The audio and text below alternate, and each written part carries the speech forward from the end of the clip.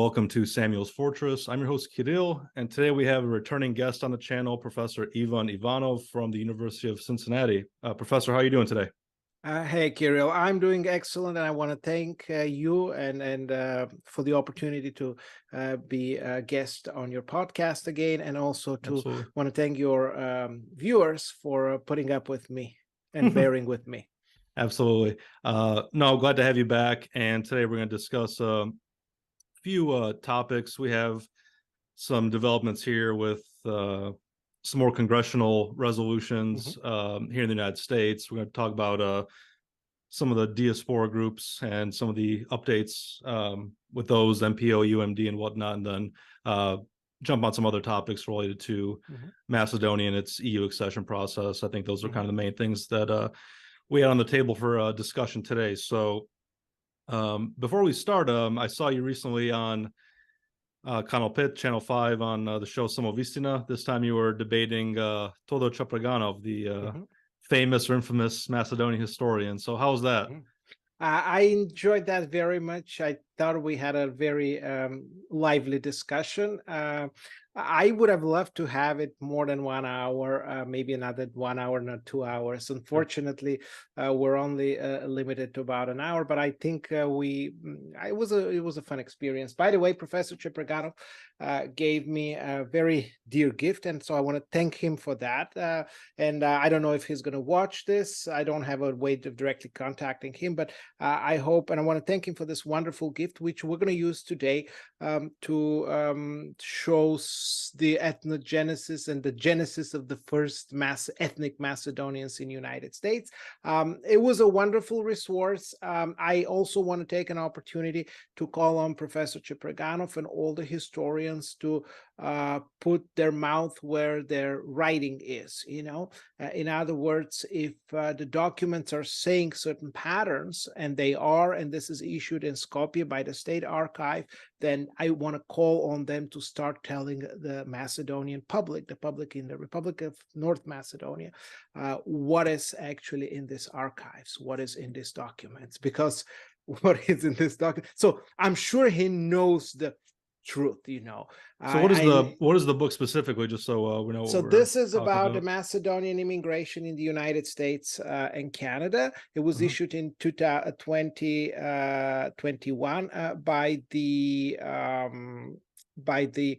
this is a Yugoslav diplomatic correspondent. So this was basically the Belgrade, and it was issued by the State Archives of the Republic of North Macedonia. It clearly shows who MPOs were. Yes, they were Macedonians, and they were Makedonstvashti, so they were working on the Macedonian cause, but they were clearly with a very powerful, robust Macedono-Bulgarian identity. So it's not just Bulgarian, Macedono-Bulgarian identity. And it shows also how the the Yugoslav diplomats tried to influence them by basically finding individuals who have financial troubles and then taking over their mortgage payments or their loan payments, and then directing them what positions to take within MPO. Usually it kind of didn't succeed very much, But it also talks about the Macedonian National League, which was an organization established in the late 20s. This was in the 1930s, and the Macedonian National League was sort of this left-wing, working-class, pro-communist organization and socialist and left-leaning organization. And actually this is the group that we could see clearly, not clearly in the beginning, but toward the late 1930s, adopting already a Macedonist vision about what we call ethnogenesis, the origins, the modern day, present day Macedonian, ethnic Macedonian identity. And it's all wonderfully documented and issued by the State Archives in Skopje. So I'm very grateful for that information, Excellent. Well, I'm glad you had a great time on there, and hopefully they'll invite you back, because I always find your discussions on that show very interesting. So I was glad to see you on there talking with Todor. So let's start today with some of the developments here in the States. As my viewers may recall, it was, I believe, early last year, early 2022, when there was a House resolution. I have a copy of it here. Mhm. Yes, House Resolution 741 Mhm. of the 117th Congress of the United States. And this was a resolution for establishing or designating September 2022 as Macedonian American Heritage Month. And um, myself and the MPO, particularly MPO Pete in the Chicago chapter, Mhm. took a Mhm. issue with this resolution for a number of reasons. And as I said, it wasn't at that time when I made that video, my issue with the resolution wasn't with the establishment of a Macedonian American Heritage Month per se. I don't really have a problem with people who consider themselves ethnic Macedonians, celebrating their heritage and the accomplishments they've achieved here in the United States. Mhm. That wasn't the issue. The issue was that there were numerous people in the resolution called out by name who we know did not consider themselves ethnic Macedonians, despite the fact that they are Mhm. or were from Macedonia. The number of Mhm. people in here um, were self-declared ethnic Bulgarians, Macedonian Bulgarians, Mhm. and the issue with the resolution was that after their death, as Macedonians tend to do, they switched the ethnic identity from Bulgarian to Macedonian. Um, there was, looking through the list here, Stoyan Christo was one person I, Mhm. took issue with them categorizing as an ethnic Macedonian.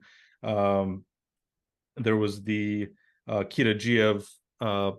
brothers who come from your neck of the woods down in Mhm. Cincinnati, who I Mhm. think it's very clear that they identified as ethnic Bulgarians. Mhm. You had Dr. Peter Mhm. George, who not too long ago, shortly before his death, which I can't recall, I think it was maybe 2017, if my memory serves correctly, wrote an article in the Macedonian Tribune, basically making it extremely clear that he's not an ethnic Macedonian, but an ethnic Bulgarian. But nevertheless, in this House resolution, he was um, grouped in with ethnic Macedonians and whatnot.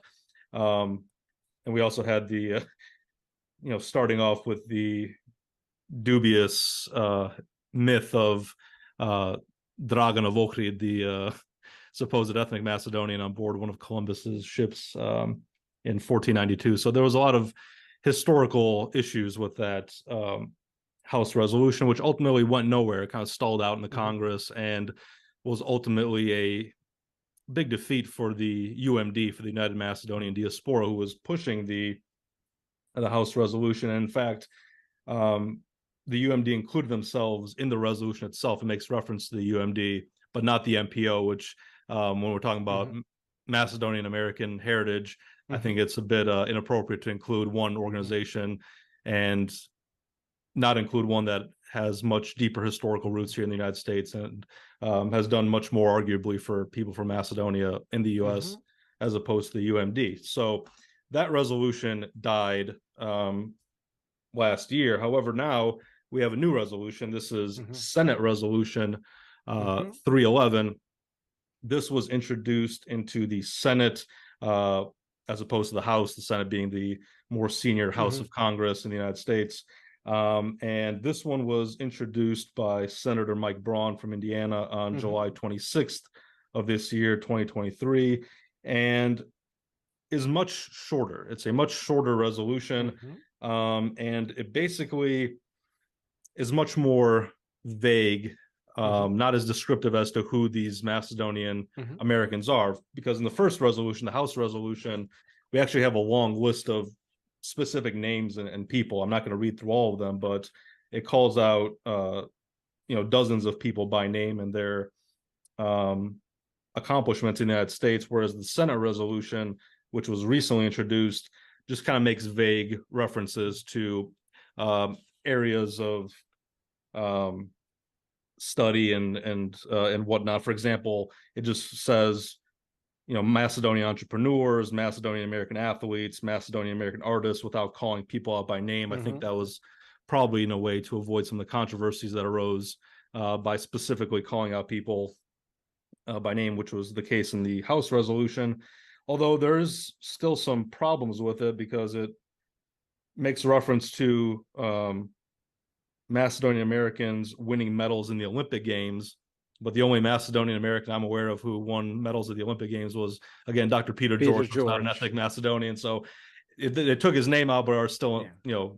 referencing him less explicitly. So there's still some issues with the resolution, although it is dramatically improved, I would say, based on the first one. But I'm not sure how involved the UMD is in the second Senate resolution. I don't know what information you have, but they were quite, the UMD was quite vocal when the House resolution came out last year. They were kind of publishing news about it on their website, on the UMD website. But as far as the Senate resolution, I haven't heard anyone from the UMD promoting it. There's no news about it on their website. I haven't heard anyone come out promoting it. So I don't know how involved the UMD is in this Senate resolution. Do you have any information on that? So I have a little bit, not too much, but I also can see patterns of American politics that have emerged since then. So it's clearly that an interest group of Macedonian Americans, particularly there is one compact Macedonian American community in the great state of Indiana in its northwestern corner, near the Chicago metro area, that has introduced that. I don't want to go into the details about it, but first of all, you got to understand how American politics and the process of American politics works. Interest groups introduce this kind of documents on a regular basis, and they recognize the accomplishments of different communities around the globe in Central America, Caribbeans, in different individuals of European descent, of Asian Americans, broadly defined, in different groups within Asian American communities, Africa, etc. So this is a normal process. Of course, its interest groups have to introduce them. And you got to understand that the senators, 100 of them that we have, they're not going to sit down and read carefully each resolution or each piece of legislation. Most of them are, in fact, unaware of that legislation that is proposed, and as long as it doesn't look controversial, there's like a low level staffers. Now, you don't expect a staffer working for the Senator Braun's, particularly a low level staffer and mid level staffers, in his home office, in his different offices across the state, to know the history of the population, which we will discuss in a few minutes, the population censuses in different parts of the world with regard to ethnic Macedonians. Sure. And so they, of course, looked at it, and the resolution looks, on first reading, it looks quite okay. First of all, I want to say that we Bulgarians, Bulgarian Americans, Macedonian Bulgarian Americans have no problem. I'm not speaking on behalf of everybody, because I don't have that.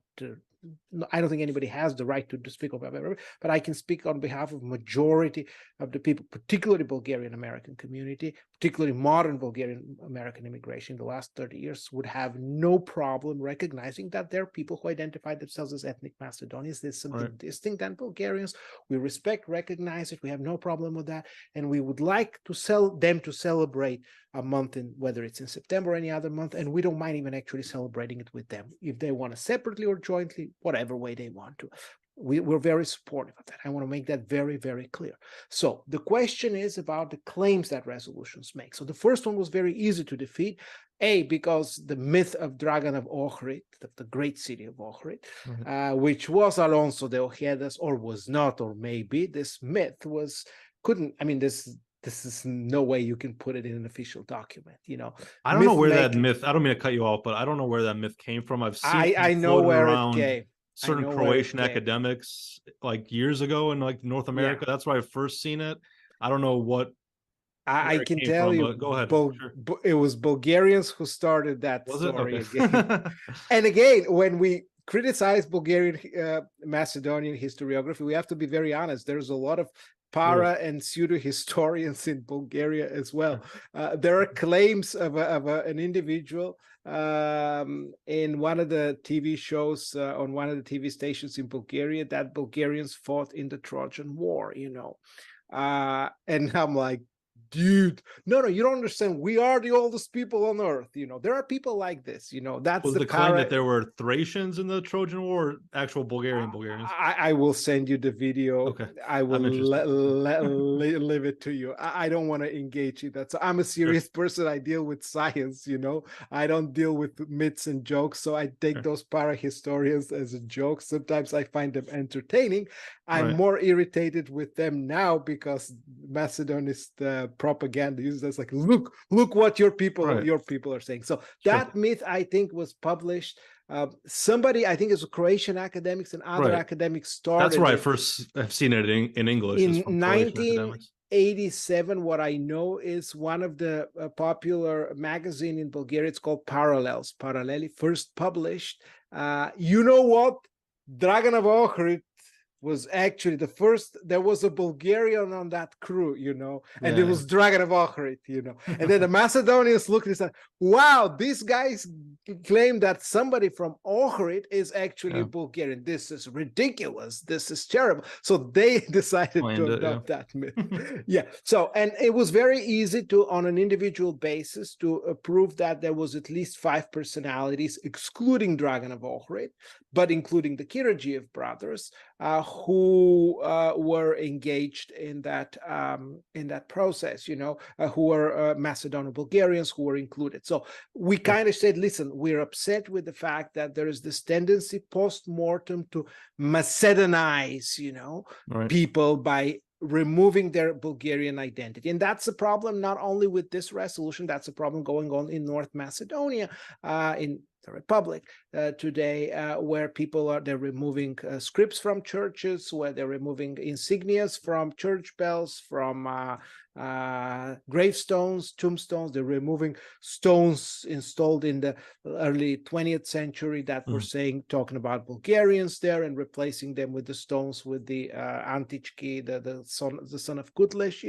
This is revisionism, the kind of revisionisms that really irks us, irks me, irks everybody, and most importantly, this is a destruction of cultural heritage, and we have to call it as it is, so that was very easy to defeat. So they have decided to change the tactics and say, hey, we claim that the first Macedonians came around 1880s. Now, we don't know what they mean by Macedonians, because Macedonians could mean people from the geographic region of Macedonia. Macedonians could also mean ethnic Macedonians, and because it opens the venue, the leeway for interpretations, and I should say misinterpretations, that's why I would like to take the opportunity while I'm on your podcast to look at some of the documents, so to make sure that we know who are these Macedonians. So we're talking specifically about ethnicity or national feature. We're not talking about Macedonians from the geographic region of Macedonia. So in other words, people originating from the region. And we've made a significant progress, I should say, over the last years. First of all, we gave up the myth of Alexander, not we, but, in the Republic gave up this myth of Alexander the Great, I think. So we moved the origins of the Macedonians, particularly in North America, to about late 15th century. And now we're moving from the 15th, another 400 years, talking about late 19th century. So from Draganov Ohrid, Alonso de Ojedas, we're now back to the 1880s. And so that's the claim that says. Now, if there was just people from the geographic region of Macedonia, absolutely. But the wording implies ethnic Macedonians. And so what I wanted to look up is, let's see at some of the evidence about they originated from the geographic region of Macedonia. In the late 1880s, up until 1913, ethnic geographic region of Macedonia was part of the Ottoman Empire. So the only, as bad as they are, reliable sources about the national characteristics of the population were the Ottoman censuses. So there were two censuses during that period. The first one is 1881 to 1893. It took them 10 years to complete it. So I'm just going to cut you off real quick. I didn't mean to cut you off. I think some people might be wondering why we're using the year 1880.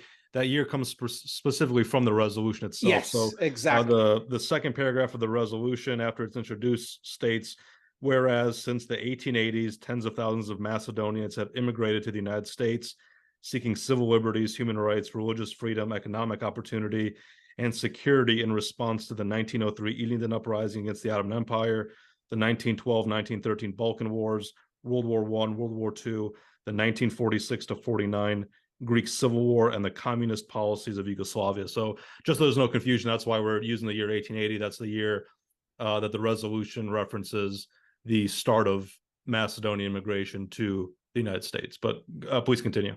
Thank you so much. Yes, that was an important clarification, which I failed to do in the conversation. So if you look at this, this was the summary. The source is Professor Kartal, who published that in the 1980s from University of Wisconsin Press. So it gives us, as bad as it is, it may not be the perfect distribution of the perfect categorization, but this was how the Ottomans categorized people: Muslims, Greeks, Armenians, Bulgarians, Catholics, and there, of course, other minorities, but there was the other groups, but there was no Macedonian distinct. So if you look clearly, large part of the what we call present-day Macedonians, but individuals from that period were identified as Bulgarians, particularly in the four main vilayets. These were Selanik or Salonika, Kosovo, or this was the Skopje main city, Monastir or Bitola, and of course Edrine, which is Adrianople or Odrin.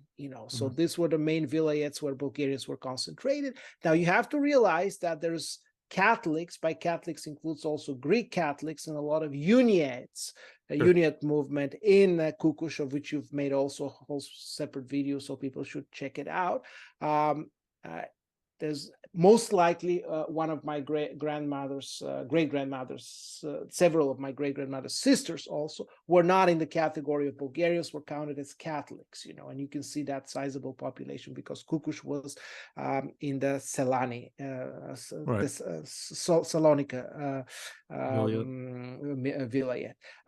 And so, yes, we also have a large sizable number of Greeks, and it's possible that many Grkomans or many Slavs who belong to the Greek, who went to the Greek churches were counted in that census as Greeks, as well as many Vlachs, many other identities that belong to this religious, to the Greek, the patriarchy church, and you can see that because if you compare also the numbers, particularly the numbers of Greeks versus Bulgarians in Monastir and in Kosovo. You will see in Kosovo probably not so many. This was probably most of those were Grkomans, what we call them. And in Monastir, it's a mixture, a hodgepodge, because they kind of give you almost like an even distribution between the Greeks and Bulgarians. And we know that ethnic Greeks were in the Monastir vilayet in the southern part, but it's hard to say that they were about half of the population. Anyway, so this was the first census, and the total number of ethnic Bulgarians 817,801, ethnic Macedonians 0. I was recently, I forget what podcast or live stream I was watching, but it was some Macedonians talking, and then basically they were stating that our identity is reflected in the Ottoman censuses. We don't have to prove anything to anyone. The Ottoman census shows that there were majority Macedonians there. And I'm looking at the Ottoman census. I don't see a single Macedonian. So I'd like to see what Ottoman census they're referring to, because I've never seen ethnic Macedonians referenced in an Ottoman census before. Yeah, I mean, they're going us to the extent that they're relativizing. So it's a very relative thing, How do you define that? Well, this is not a national identity, but this is religion. Yes, religion is an essential part of the identity, and it's the institutions, the churches, the schools, the communities, of which, again, you've made several, I think, wonderful videos. Again, warmly recommended, and I showed some images. Those were the ones that were shaping identity, and according to the Ottoman census, again, it has its own imperfections, but again, you can see also that after the Linden Uprising, this was conducted 06-07, and it was the last census of the Ottoman Empire before it was pushed out. you can see that actually the number of ethnic Bulgarians has declined to about 761, 530. So it has declined by 50,000 over the course of about 1.5 decades. A lot of them were migrating, a lot of them were, and again, were pushed out. So it tells you also what was happening to the local population in the vilayets. Same vilayets, 3 vilayets here, because the administrative structure hasn't changed. And again, Greek Catholics, some of the people with Bulgarian identity or Macedonian-Bulgarian identity were counted as Greek Catholics. Now, we want to see also in the United States. We assume that, I didn't go back to look into all the censuses, but the last 2 censuses, the census of 1910 and the census of 1920, to see where these Macedonians are. And because the resolution recognizes Macedonian ethnicity, identity, language, and culture, we want to see that in the US censuses, you don't have nationality as a characteristics, but you have country of origin and language spoken. And so in 1910, true, this is something that the Macedonian propaganda says, well, not propaganda, but there's people on the Macedonian side indicate that there was a note that for the enumerators, the census workers, who to count Macedonians not as Macedonians, but in one of the 4 major groups: Bulgarians, Greeks, Aromanians, Vlachs, Turks, etc. And in reality, that was how the census was executed, but there was a reason why this instruction was, because majority of them did in fact identify as such. And so you can see people originating from Bulgaria, living in the United States in 1910, what language they identified. So majority of them identified 95% Bulgarian. There was a small Jewish community, Yiddish, German, Greek, Italian, again, no Macedonian. In Serbia, again, Serbian, Romanian, Slovak, Croatian. Romanian, that's the Aromanians or the Vlachs, Croatian, here's Serbian and Croatian as a separate languages, already identified in 1910 in the census, Then you have the Europe not then you have, of course, Greece and Turkey, where you're most likely to find Macedonian as a language, and ethnic Macedonians. No mention of ethnic Macedonians in Greece, 1910, this was before the Balkan Wars, so Greece in its old borders up to Thessaly. And then Turkey in Europe, here you find Greek, yes, 12,000 people arrived speaking Greek, and then you have 5,807 Bulgarian, Syrian, Turkish, Albanian, again, no mention of Macedonian. So again, I'm trying to find Macedonian as a language to be able to recognize that in 1910, I find 0. Okay, but so just to be clear, I mean, and just for the audience, people who maybe aren't aware of the time on here, 1910, basically the entire geographic region of Macedonia would fall into the category of Turkey in Europe at that point, being prior to the Balkan Wars. So whether it's Aegean, Vardar, Pyrenean Macedonia, all of that would be grouped into that category of Turkey in Europe. Now, I am seeing, this could be an argument made, I guess, but I'm seeing a category underneath Turkey in Europe that says Slavic not specified. I'm assuming Macedonians might say, aha, that's where we are, non-specified Slavs, since we're not Bulgarians, but from that region. What do you think that could be a reference to? Somebody has to go and look up at the original. There are some documents from the actual census enumeration process. They have to look up to that. It is possible. Even if so, there is about 241 individuals who. Right, I was going to say there's 241 unspecified Slavs to, what is that, 12,337 Bulgarians from that region. So we're talking, even if there are some people who are Slavic but don't identify as Bulgarians, we're talking about a kind of a minuscule fraction of the total population from that region.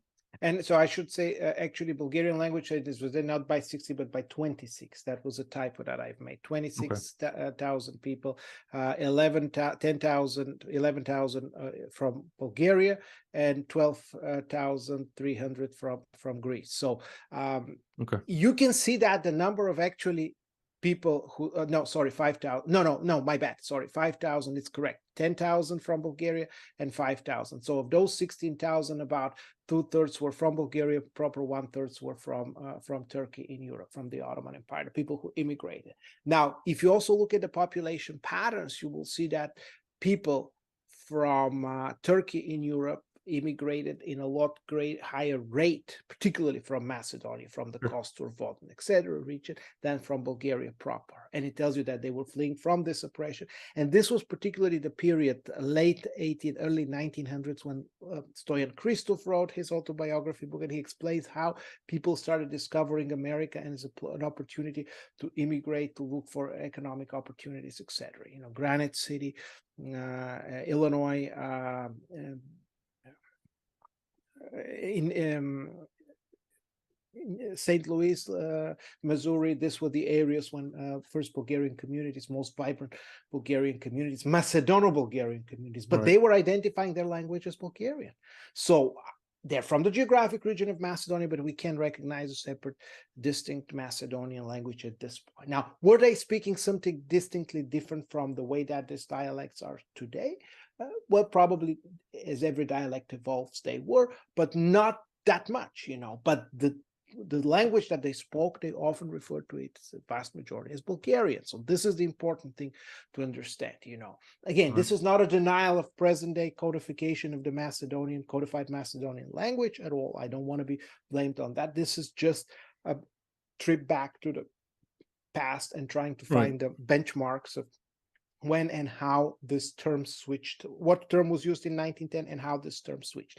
And again, 10 years later, 1920, now it's the other way around. So you're seeing the language and you see the country of origin of individuals who have identified. So again, I've looked up at the Serbo-Croatian language. It originates from Yugoslavia, Czechoslovakia, Poland, Greece, Russia, Romania, Canada, others. Now, this is already, borders have been shifted. Part of Macedonia has been for a long time. It clearly says that this reflects post-World War I borders. So a large part of Vardar Macedonia is part of the Vardar Banovina in Yugoslavia. Pirin Macedonia is obviously in Bulgaria, and then Aegean is already in Greece. You know, so we're seeing that Bulgarian was spoken in Bulgaria, 9,480. So it's about the same number that was in 1910, actually a little bit smaller number. And again, in Greece, this time people from Greece coming is smaller number than the number of individuals that came from the Ottoman Empire. You know, Turkey in Europe, which is the Ottoman Empire, 5,800. Now we have only 2,651. There's no instruction to not count Macedonian. Hence, Macedonian should have been counted. Again, we don't see any identification of an individual listed as Macedonian. But this time, I have a good number to consider that there was about 2,039 people who said that Slavic not specified. Most likely, if they identified as Macedonians, it should be, the language should be in the Slavic category. Hungary is mostly, these are Serbian-speaking and Slovak-speaking communities in Hungary. Austria, again, these are the Slovenian-speaking communities of Austria down in Klagenfurt, mostly. Now, none of those were ethnic Macedonians. None of those territories were included in the Macedonian nationalist claims, you know, Greater Macedonia. Germany, again, same thing. So we have other countries left, 48. So somewhere between 0 and 48 is likely the number of people who identified the language as Macedonian. We will never know unless somebody goes through all the population censuses and finds. Even if there were people who in 1920 identified, this is a very, very minuscule number, and we have to be blunt and honest. So the resolution also suggests a claim that there's half a million people that are descendants of Macedonians. Well, they're descendants from people who originated from the geographic region of Macedonia. But I doubt that out of 48 people, you could claim that there's 500,000 descendants today, if by 1920. up to no more than 48 people. Excuse me. So that the creates again a lot of confusion and lack of clarity as to how the resolution was worded. And then I want to also go. Hold on. Last point of indication was the Yugoslav census. Ivo Banac published it.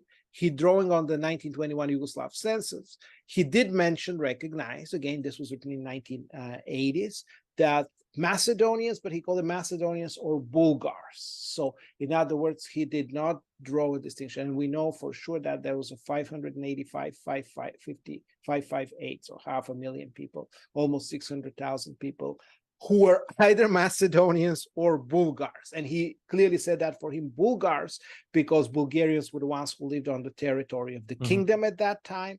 And those Bulgarians who did not live on the territory of the kingdom, he referred to them as Bulgars, so that's the so-called Macedono-Bulgarians, again, documented by Ivo Banac as 585,000. So that actually poses some significant questions, Kirill, about the accuracy of the data presented in the resolution.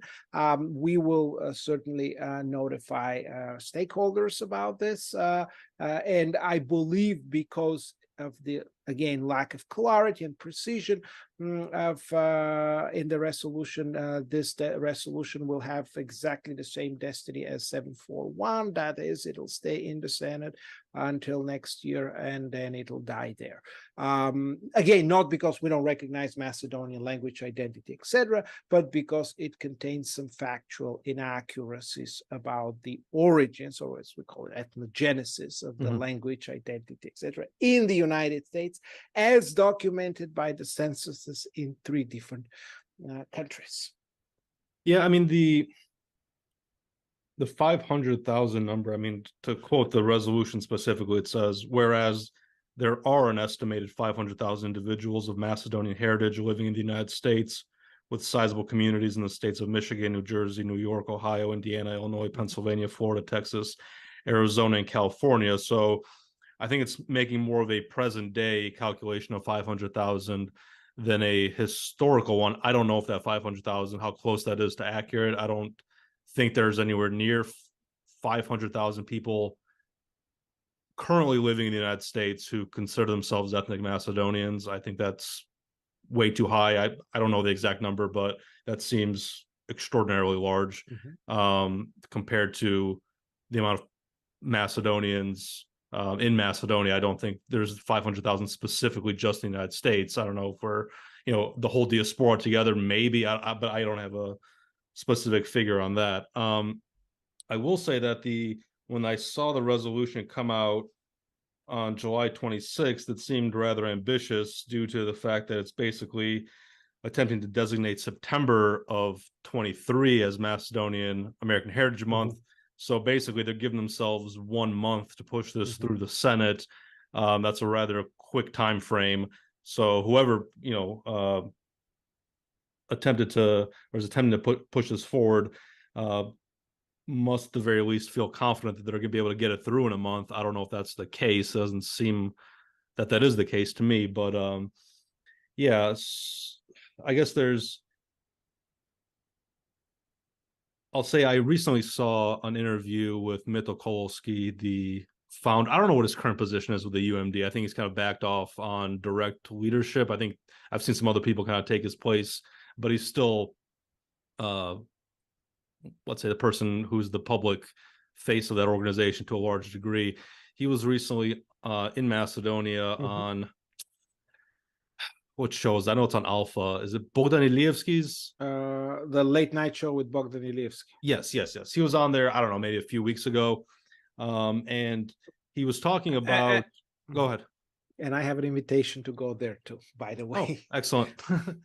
I'm looking forward to that. So he was on there and he was basically promoting the fact that the UMD pushed through state level resolutions, Ohio, Michigan, although I think Ohio came out with a new resolution kind of backtracking on some of the excesses of the first resolution that the UMD put forward. But in any case, he didn't bring up the Senate resolution the New Center resolution at all, from my recollection in that interview. And it was basically, the interview came out around the same time that the resolution was made public. So you would think if the UMD was really pushing hard for it, that he would have made that public. He did state that he wasn't surprised that last year's House resolution failed. He basically said, well, we weren't even trying. That was kind of just, an attempt. Almost seemed like someone who went into a match hoping to win. Then once they lost, they're like, well, I never even wanted to win in the first place. So it kind of came off as a little childish the way he um, stated that they had no intention of pushing for House Resolution 741 when it's self-evident that wasn't the case. There was a number of congressional members who they kind of tried to rally to their side to push that through. So, but I don't know. I didn't see any real publicity by the UMD or Mitokolsky in regard to the New Center resolution. So that's why I was curious as to what extent they were involved or to what extent they're optimistic in regard to this resolution. But I have the suspicion that they are aware that again, this new resolution entails some inherent problems from factual point of view, and that it will face some resistance. And my understanding is the only reason why you would introduce it in the 11th hour, if you're trying to get recognition for 2023, is that you're going to fail, but you want to make the noise, the buzz, about it. And that's exactly what happened in the if you follow Macedonian media and news, that's what they're going to say. It's the US Congress is going to officially, finally, ultimately, decisively recognize that Macedonians exist, and that the Linden Uprising is Macedonian. It's not clear what they imply by Macedonian, but mostly they imply that it's the ethnic Macedonians that organized the Linden Uprising, and it's going to be a big blow in the face of the Bulgarian quote-unquote propaganda, end quote, And so that's the buzz that it creates, and it does create the buzz, Metokolowski went several days later on a TV show, a radio show, Channel 77 with Stolenomov, and he explained that it's a watered down version, that they are probably aware that it's not going to happen for the September of this year, but he's hoping to get it for the September of next year. And I can tell him and you and everybody else that I'm very confident that it'll have exactly the same fate and destiny. And I think Met is also aware of that. But you have to understand that this noise is created because of the constitutional amendments that are on the table in North Macedonia. And what they're trying to do is, of course, they're trying to find recognition. And this is, of course, again, President Pendarovsky is very right. These are people who have weak national identity, what they call it a labav nationalen identitet. So they have weak national identity and they're looking for constant reaffirmation. I don't need to have my identity reaffirmed. I don't think you do need, but they need, And so the German parliament adopted a resolution, which was very, very precise, very clear, saying, hey, we recognize this Macedonian nation identity and culture. It contributes to the diversity in Europe, which is a very, very reasonable language, a language that I don't think any reasonable person would have objection against. Problem is that Meto and the people around UMD are trying to slipstream recognition of facts that are not validated by world historiography. And of course, that's when they realize and they know that this is just not going to go through. But thanks to Professor Chepreganov and the book that he gave me and the National Archive, I did last night some tracing through the Yugoslav documents and can confidently say that I think I might have discovered the first ethnic Macedonians in America. And this is an organization called the Macedonian People's League in America. This was a left-leaning communist/socialist organization, and in 1935 they adopted the first resolution, which they condemned the fascist dictatorship of Yugoslavia, and they talk about the Yugoslavian and the Macedonian people. Maybe 1935 accidentally. This is a year after the 1934 comment. But I'm not saying that. I'm sure there's no connection between the two at all. Yeah, I'll let the folks to discover it. And then in 1937, I actually can read the names of the individuals who were. So the president of that organization, the communist organization, is the Macedonian People's Congress. It's the president who was elected in 1937. Smile Voidanov from Pontiac, Michigan. Geo Pirinsky, the father of George Georgy Pirinsky. Kovachev, Pupov, Pashov, Popov, Gushev, etc. Karpechu, Vishim, Popov. So these were probably, and in 1937 they adopted a resolution which drew a distinction between the Bulgarian and the Yugoslav people. So they're clearly drawing that distinction already. So I could say that between 1935 and 1938, we already find in official documents of groups that identifies themselves. Now, Geo Pirinsky was probably one of those with quote-unquote love of identitet, weak national identity, because he switched, and they switched many times back and forth, during that period, and we are very blunt and honest. But I think we found the first Macedonians, and I'm going to tell that I hope Meto and the UMD people watch it, because we found it. I know one of our other friends, Goce Pangovski, went and recognized Smile Voidanov and gave him a recognition. And so I have no objection whatsoever. And I can confirm that Smile Voidanov was probably among the first ethnic, at least during substantial part of his life, late part of his life, ethnic Macedonians. But before you celebrate Smile Voidanov, I want to tell you that it's the same textbook, has a very interesting document in which the Yugoslavs write a telegram to Belgrade in which they explain pretty much their strategy.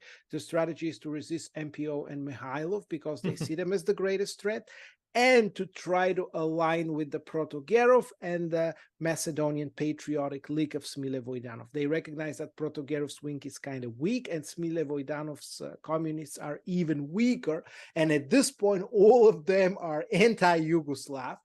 But there is some prospects and hope that if we give and allocate funds and support them, that most likely they will switch sides, So I would be very careful before I celebrate it to see who the Yugoslavs aligned with during the period when one of the bloodiest periods in Macedonian history, and how this first ethnic Macedonians were treated by the Yugoslav authorities as documented in the official Yugoslav documents. But we need to know these facts, and we need to be aware of these facts, before moving forward.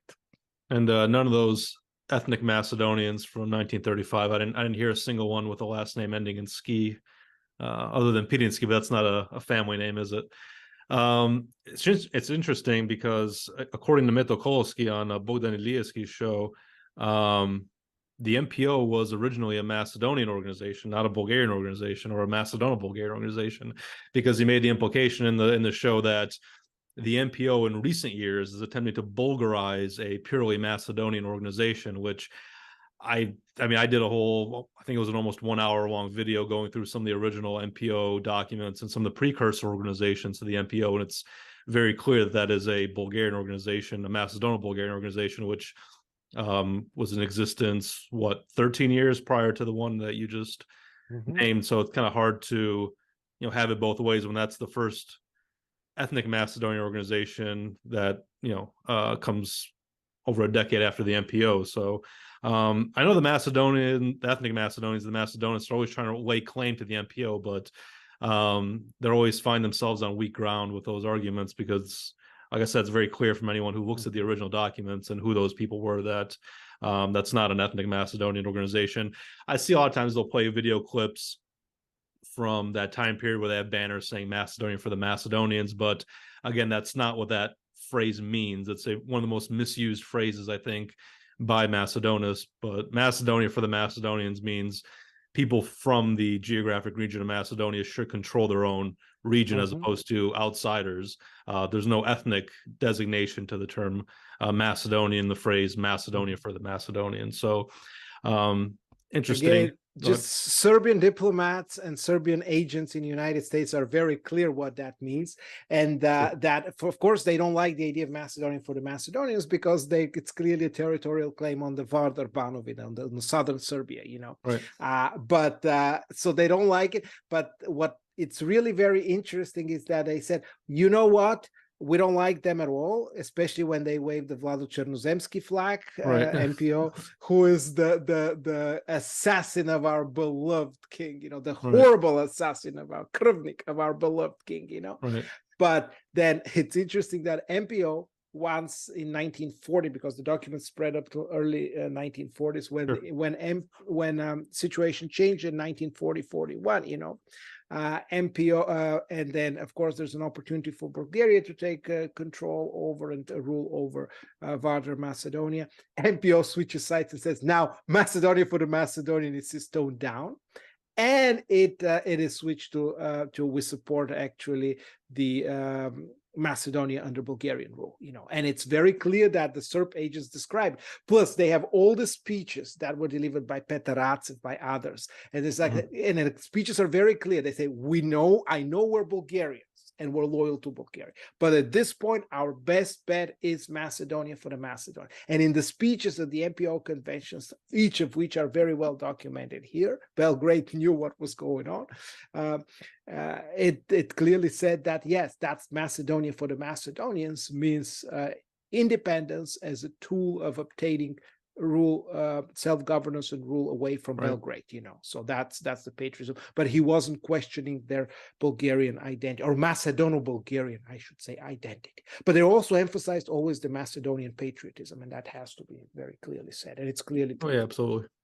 Let me ask you, since you're a member of the MPO and I'm not, can you talk a little bit about some of the current developments there? I know there's been some public controversies surrounding some dueling, let's say, ideas within the organization. I know our friend Drago from the Chicago chapter, Peter, got in a little bit of I know he posted some letters that he got from the Central Committee where they accused him of maybe being a little too pro-Bulgarian, this and that. So you being a member of that organization, can you give us a little bit, as much as you can, information on some of the, I guess, the dueling ideologies in there and some of the, maybe the internal conflicts between certain members, certain ideas?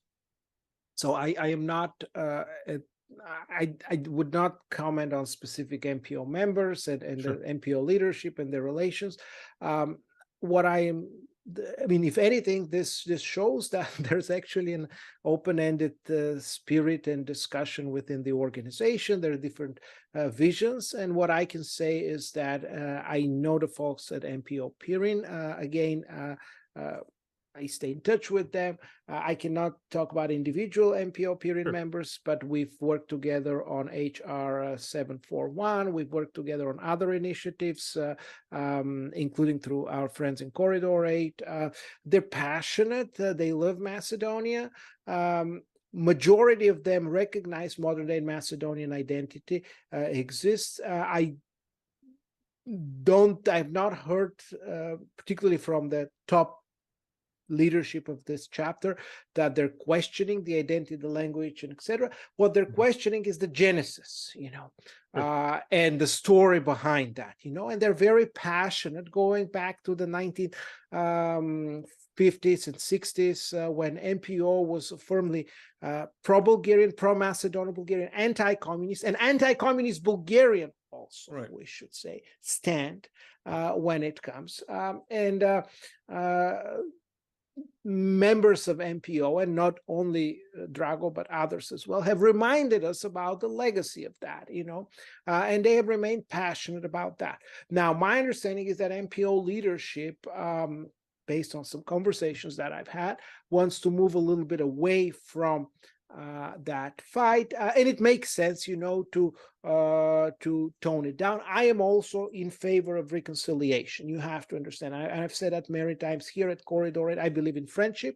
I believe in partnering with the Macedonian American community here in the United States, and I believe also in partnering between the Macedonians, ethnic Macedonians in the Republic today, and ethnic Bulgarians of any kind of descent in Bulgaria or anywhere around the globe. So generally, love trumps hate, That's what I believe in also. Now, that being said, my understanding from the leadership is you can't have love trumps, you can't have love, and reconciliation without agreeing on some basic principles. I don't want to go into the details, but Priscilla Hayner, in her work on transnational justice, provided basically an outline of what reconciliation looks like, and that the communities, the parties that reconcile need to answer the question how the past is dealt into in the public sphere, what are the relations between the former opponents, is there one version of the past or many, and how basically the past is treated. So academic literature, academic scholarship on reconciliation clearly says that if you have a different visions about what happened in the past, and we have at this point with the so-called Titovci. I don't like to use that word, but that is as accurate description as it could be. It could be a little bit offensive. I apologize if somebody has been offended. But supporters of modern day Macedonist version of the past and history, they're called by MPO Titovci. You know what? I think it's a little bit. It's offensive to every. Well, I mean, the offensive, you know, and I apologize for that. No. That's what I'm trying to say. Is I think there's a misconception sometimes that everyone who is pro-Macedonist, who has this ideology, is kind of based in the comes from that Yugoslav project of Macedonism. But I mean, there's plenty of, you know, Macedonian nationalists today who despise Tito and are very anti-communist as well. So I think it's a little bit inaccurate that to group them all in as Titovci. I think there's definitely a strain of and some of them are Antichki. Yeah, you could add I think that Antichki and the Titovci and I think the quote-unquote Antichki are probably the more prevalent form of Macedonism today. I think as people from the Yugoslav era just frankly die off. I mean, we're going to see that kind of that form of Macedonism disappear, and you're going to have just much more of the kind of Gruevski, Antichki kind of Macedonism, which I think is a separate strain, this ancient Macedonism from the Slavic Macedonism of Tito. But that was just a side note, just a tangent. And I completely agree with you. So basically what I'm trying to say here is that there's plenty of academic literature that says and validates the fact that for the reconciliation to work out, we need first and foremost to make sure that we have an agreement on what happened. That's why you need to have the truth, and the truth helps us to get to the reconciliation, you know. But fact-finding, truth in the sense of fact-finding, establishing what occurred during certain periods, you know. So my conversation with different members of the Central Committee, with leadership, has indicated that they, and I'm going to quote, I don't want to quote names, but I can quote the phrases that they use, is they need to recognize their Bulgarian roots, you know. In other words, there needs to be some sort of general understanding about who we are, what our past and what our legacy is. And I have not seen any indication in which MPO is signaling that they're going to have reconciliation with anybody without any unprincipled reconciliation, without following any principles, you know. And so I'm proud to say that, not only that, but I think MPO looks at MPO period as a very viable, very lively, very supportive chapter. And what I've been told, I'm under the impression, is that they want to continue the dialogue and conversation with them. And I think the dialogue and conversation with different chapters is what would make this organization viable in the future. But again, it's a organization of Bulgarians who immigrated from the geographic region of Macedonia. It's an organization that have always stayed on sort of pro-Bulgarian positions, you know.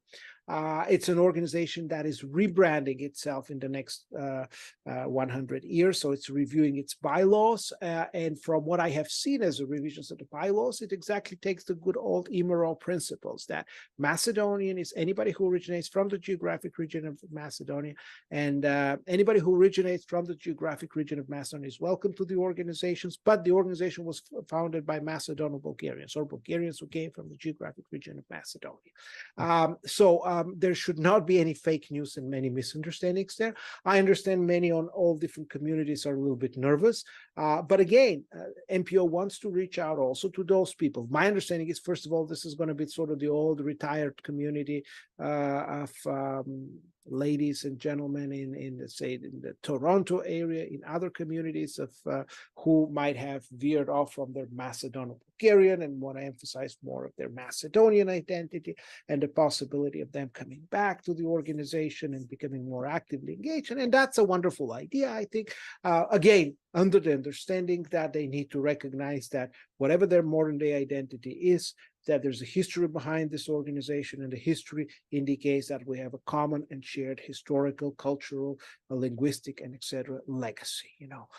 So I'm confident that with this formula, with this framework, the organization can move forward and become more influential, first in North America, but also in the relations. So we've also proposed some amendments that are going to emphasize, sort of rebrand the idea of Macedonia, Switzerland in the Balkans, which is again, I was going to say it's a bit of an outdated, So idea.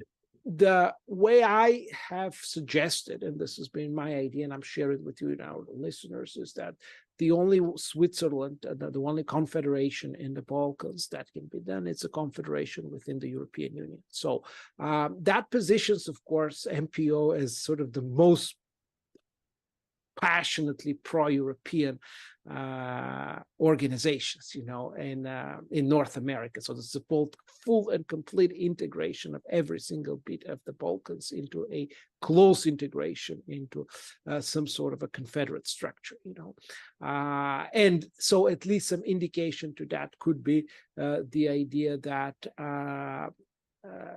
full Euro-Atlantic integration of the geographic region of Macedonia, because it hasn't happened yet, and it's going to be a very difficult process, is something that I would like to see in the bylaws. MPO Pirin made that proposal. Again, I should say MPO Pirin is the most pro-Europeanist faction in that organization at this point. And the other thing is that MPO has accepted and has reaffirmed that European and Euro-Atlantic integration should happen under the current existing condition, with the Prespa, with the Ohrid, and with the Ilinden treaties. These are the treaties with Bulgaria, with Greece, and the Ohrid is the treaty with the ethnic Albanians, because that's the framework in which European and Euro-Atlantic integration and of Republic of North Macedonia can progress. Now, UMD says we support NATO, support the EU, but we don't support any of these treaties. We're against any of these four treaties. So this is where MPO differs in the foreign policy side. MPO supports these treaties because they're instruments, they're tools through which Macedonia can become part of the EU and NATO, and will become the idea of the Confederation of Europe will be realized in the Balkans. MPO says we're against it. UMD says we're against the treaties, but we're still in favor of the integration.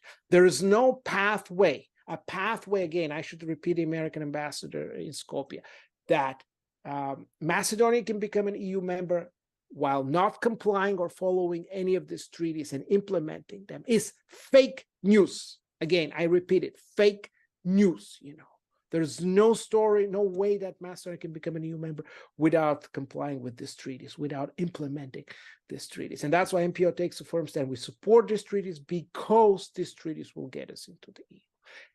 And so while UMD says we don't support the treaties and we support some imaginary integration, while MPO supports a real touchable, integration that can actually, ustvarljiva, as you can say, that can be realized, that can happen. Well, let me play devil's advocate for a bit here.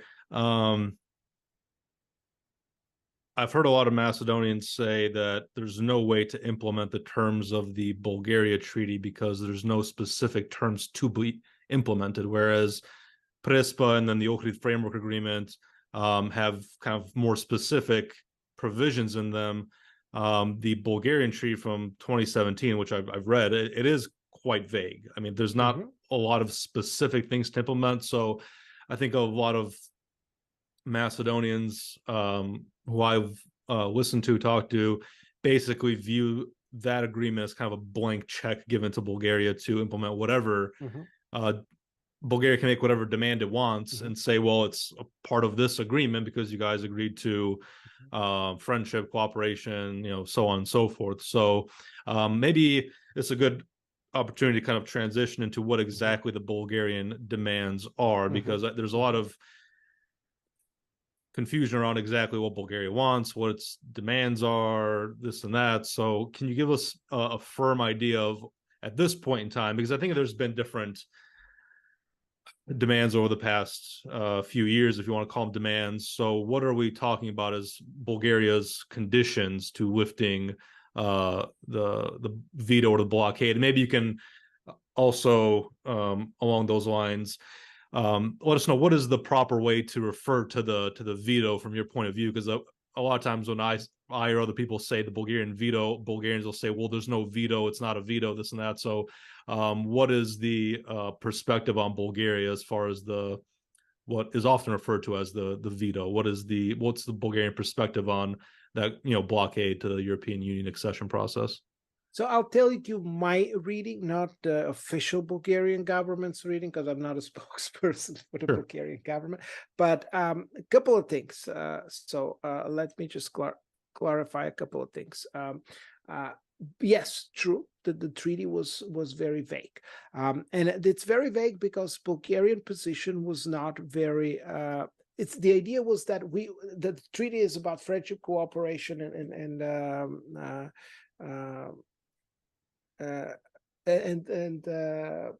good neighborly relations.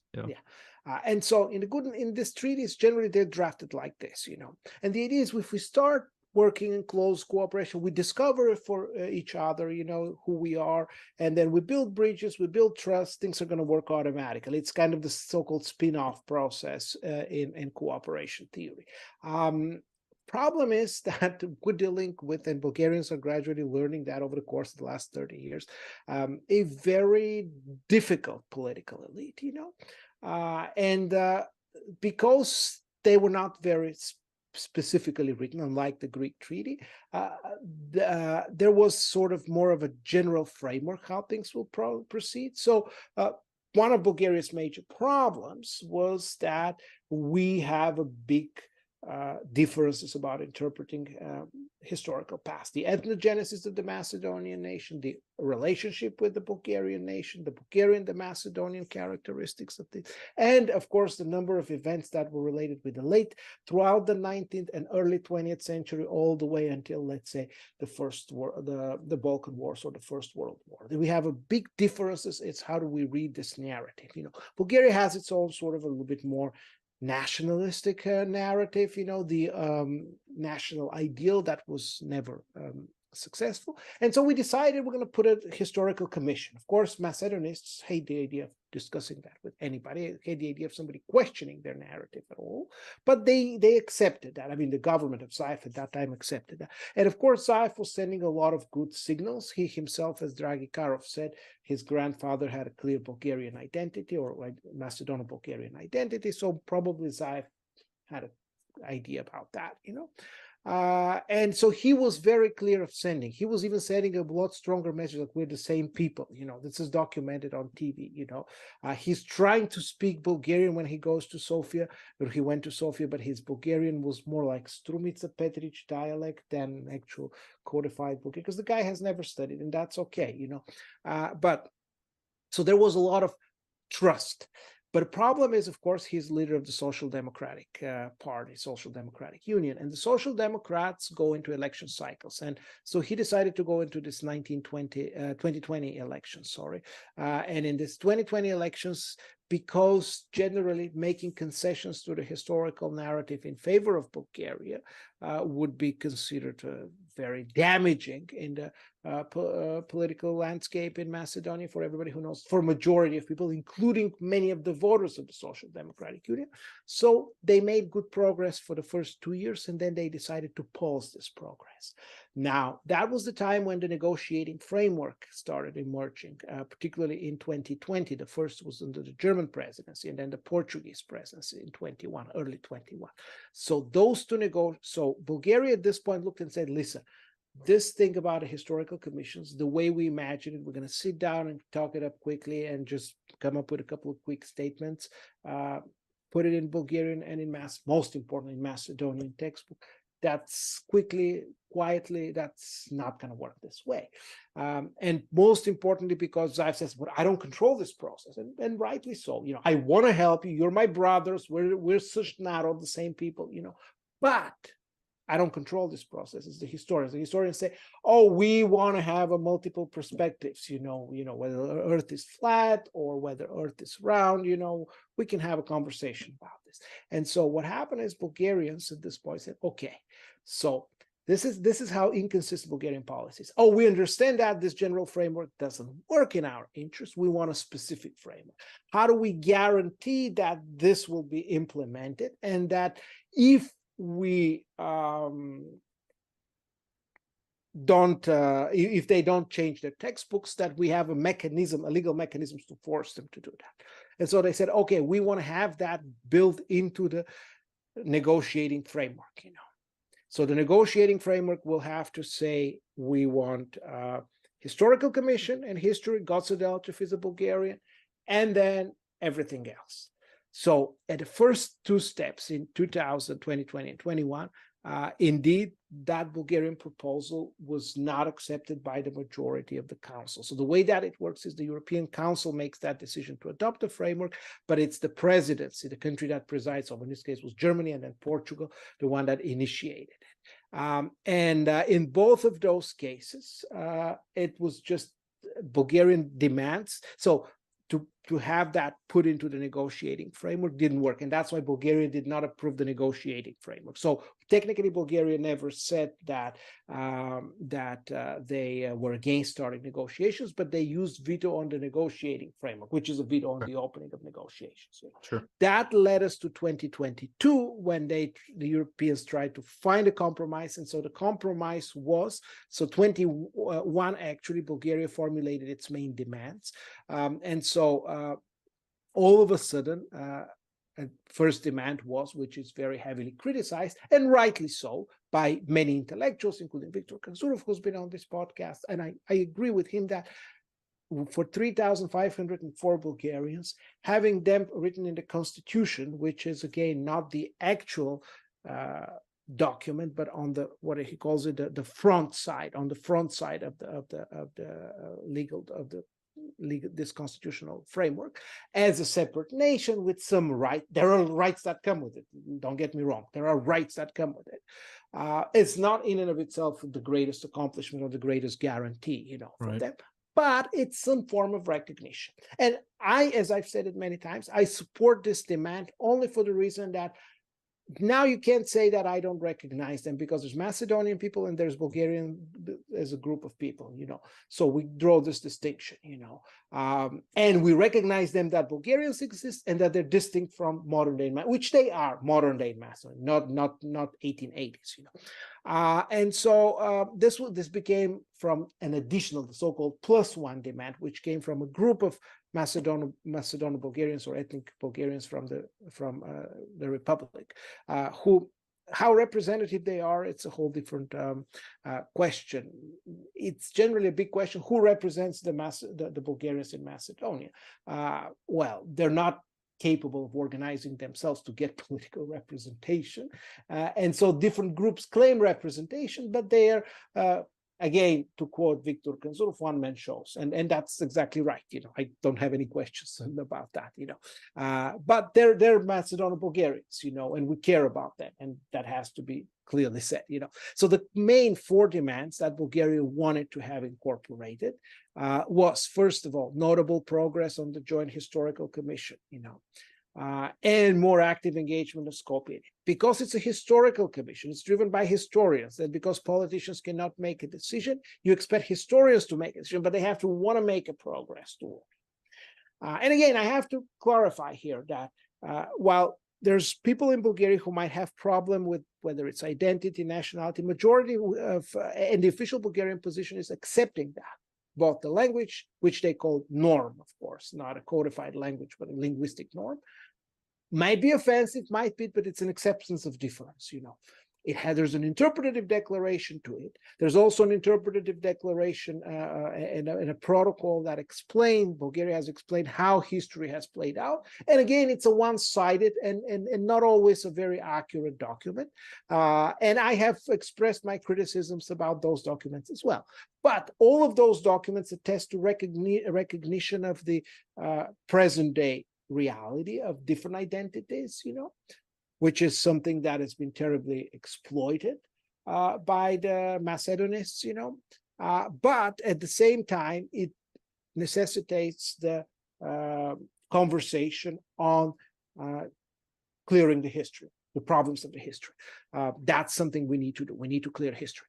And again, you have to understand that the context in which this common and shared history operates is that the general myth is that Bulgarians are trying to assimilate Macedonians. No, because as much as we recognize the differences, this distinct characteristics that we have today, we also have to recognize things that bring us together. Common and shared historical, cultural, social, etc. legacy recognized by the Commission through the acts of the Commission is part of European values, because European nations should be brought together, and one of the ways to bring them together is to writing up a historical narrative that brings them together. We have a lot in common from the Middle Ages to basically present day that can bring us together, not in a way that can make Bulgarians Macedonians or Macedonians Bulgarians or the other way around, you know, whatever way, but in a way that shows we have a lot of things in common.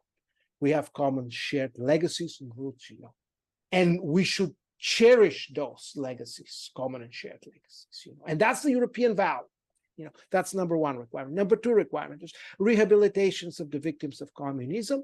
So Bulgaria is particularly sensitive. The European Parliament is sensitive, and Macedonia, as Professor Chepreganov also made that in that show, is very much, they're trying to recognize that, but also brush it off. And again, this constitutional debate that happened in the last couple of months, if anything, again, opened the floodgate, how Bulgarians were treated and were sort of the bad boys, you know. They never wanted them out in the Macedonian state. They rejected the Macedonian state, which is not true. There was Panko Brashlarov. There was a whole bunch of people who were at the ASNOM, who had in one way or another, even Chento himself, even if they had a Macedonian identity, they did not see it necessarily as something in conflict with the Bulgarian identity or closely connected with their Bulgarian roots, you know.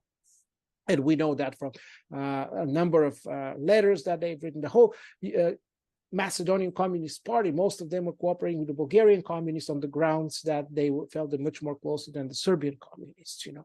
Anyway, this is something that you've and others have made a lot of videos. I don't want to get into this stuff, but what we want to say, and we want to say that, yes, a lot of people in the Yugoslav Republic of Macedonia after 1944 were repressed based on their Bulgarian identity. Not only the Bulgarian identity, but many of them were repressed. And so what we want to do is we want to get these people rehabilitated. We want to have how exactly Bulgarian demands again are not very specific, but in the end of the day, it's something that the two countries, and particularly it's up to the Macedonian side, you know, the Macedonian government to decide. Most importantly, Bulgaria wants to declassify the archives of the state security services, the so-called UDBA. And the last thing is the hate speech, you know, that we've talked about, Kirill, and this is going to work out, you know. So again, why do we need to change the Bulgarian fascist occupier or the nasty Bulgarian hand? Because this is not how the spirit is, you know. And in Europe, you can't call them fascist occupiers and nasty hands, you know, people who are your neighbors, you know. If you want to recognize that they're fascist, you can call them fascist, even though that might not be always accurate. And what they did was a bad thing, and bad things happened, as I've said but you don't have to identify their national identity. Because again, this is indoctrination of the present day generation, just like past generations, in sort of hating. That worked in Yugoslavia because the idea was to build a Macedonian identity that is not only distinct, but counter to the Bulgarian identity in case Bulgaria takes over control of Macedonia. But in Europe, we don't want that, because in the modern day European architecture, that has to go away. And yeah, so let me ask you the, I think maybe there, if you go back to that slide. This one, yeah. Yeah. I think maybe you've missed number 3 and 4 there, but in any Yes, case, my what bad. is numbered number 3, the final one, prevention of hate speech? Let me ask you, what is that intended to look like in practice? What are we talking about with the term prevention? So this is very good, good point. Again, one of those general things, how do you prevent it? It's clearly not, and I am also against the censorship. It's like, right, unless somebody is bluntly spreading misinformation on social media, then there ought to be a way that social media will, this is a problem of social media, that are just becoming a tool, a vehicle of misinformation. That's not what we're talking about. But there's 2 things that I can tell you that, again, I have to also go ahead and interpret that on my own. So first of all, there is a clear visible element, which is the science. There's a science of all these monuments that Bulgaria says you don't have to say this person was killed, Muchetu was killed, or Vera Ciriviri Trena, who committed a suicide after she was persecuted by the Bulgarian fascist occupier. I think in the Reka district, there were several Serboman villages in the First World War and of course, war crimes happened. A large number of peasants were killed. And the phrase that they used for that is a nasty Bulgarian. Here's like so many villagers were killed by the nasty Bulgarian hand. So there's a number of those, in Štip, that's the Petar Kolev example. Vanchu Prke, I think, was the guy who was, again, a communist in that region, after whom there's like a whole bunch of things named after. And then there's an insignia or a sign at the school named after him, that he was first killed by the terrible, nasty Bulgarians, and that this also place was where terrible Bulgarians kept in a prison cells poor ethnic Macedonians during World War II and tortured them as a part of the fascist Bulgarian occupation of Macedonia. So I get that guy, I get that it would be improper, I guess, to have state-funded or state-sponsored monuments, plaques, what have you, that contain that type of language. But I guess my main concern with that point is, are we talking about criminal prosecution of individuals who may say offensive things? Because no. I mean, I personally find the term hate speech a bit Orwellian. I despise the concept of hate speech. I think I'm a free speech absolutist. I frankly don't care if what individual people have to say offends other people. It's just grow up or get a thicker skin about it or whatever. But I guess a lot of people's concern is that we're going to have in North Macedonia the criminal prosecution of people who write Tata or on Facebook or a YouTube comment, which I agree is not, I'm not promoting that type of language, obviously, but I also don't believe it's grounds for a criminal prosecution. So I think I hope what Bulgaria doesn't envision is a scenario where sometimes someone criticizes Bulgaria, even with the derogatory terms, that they're subject to criminal prosecution. I mean, there's places in Europe where certain topics are simply off the table for discussion unless you want to be criminally prosecuted. I think that's a fear that that type of speech regime will be introduced in Macedonia. So I guess my question is whether that's Bulgaria's vision as part of that demand is the stifling of individual speech. So my understanding of hate speech is mostly that this is about those placards and signs in front of public monuments and offices. Now, they have had a conversation. One of the protocols is that they will basically notify each other. So if a soccer fan goes and says Macedonia is Bulgarian, screw you. And that's a polite way of saying that. then the Macedonian ministry has a way to react, and then Bulgarian ministry takes and says, please guys, don't curse on Macedonian TV and don't claim Macedonia is Bulgarian Okay. because we don't live in the 1890s, uh, that's my understanding of how the mechanism, and vice versa. When something happens, Bulgarian government again notifies them, and so that's how this whole mechanism is. It's more of a bureaucratic mechanism. What I think it's very important, and I've raised that issue at many different levels, is that we have to understand that the public discourse in North Macedonia, in the public sphere, by opinion makers. These are, whether they're journalists, whether they are public individuals, usually affiliated and gravitating with one of the two main political parties, tend to spread information that is inaccurate, manipulative, sometimes complete lies, fake news. Like there's another negotiating framework to be agreed upon. One person that I be blunt and honest is Petar Bogojski. Petar Bogojski is one of the people who spreads probably the biggest amount of misinformation.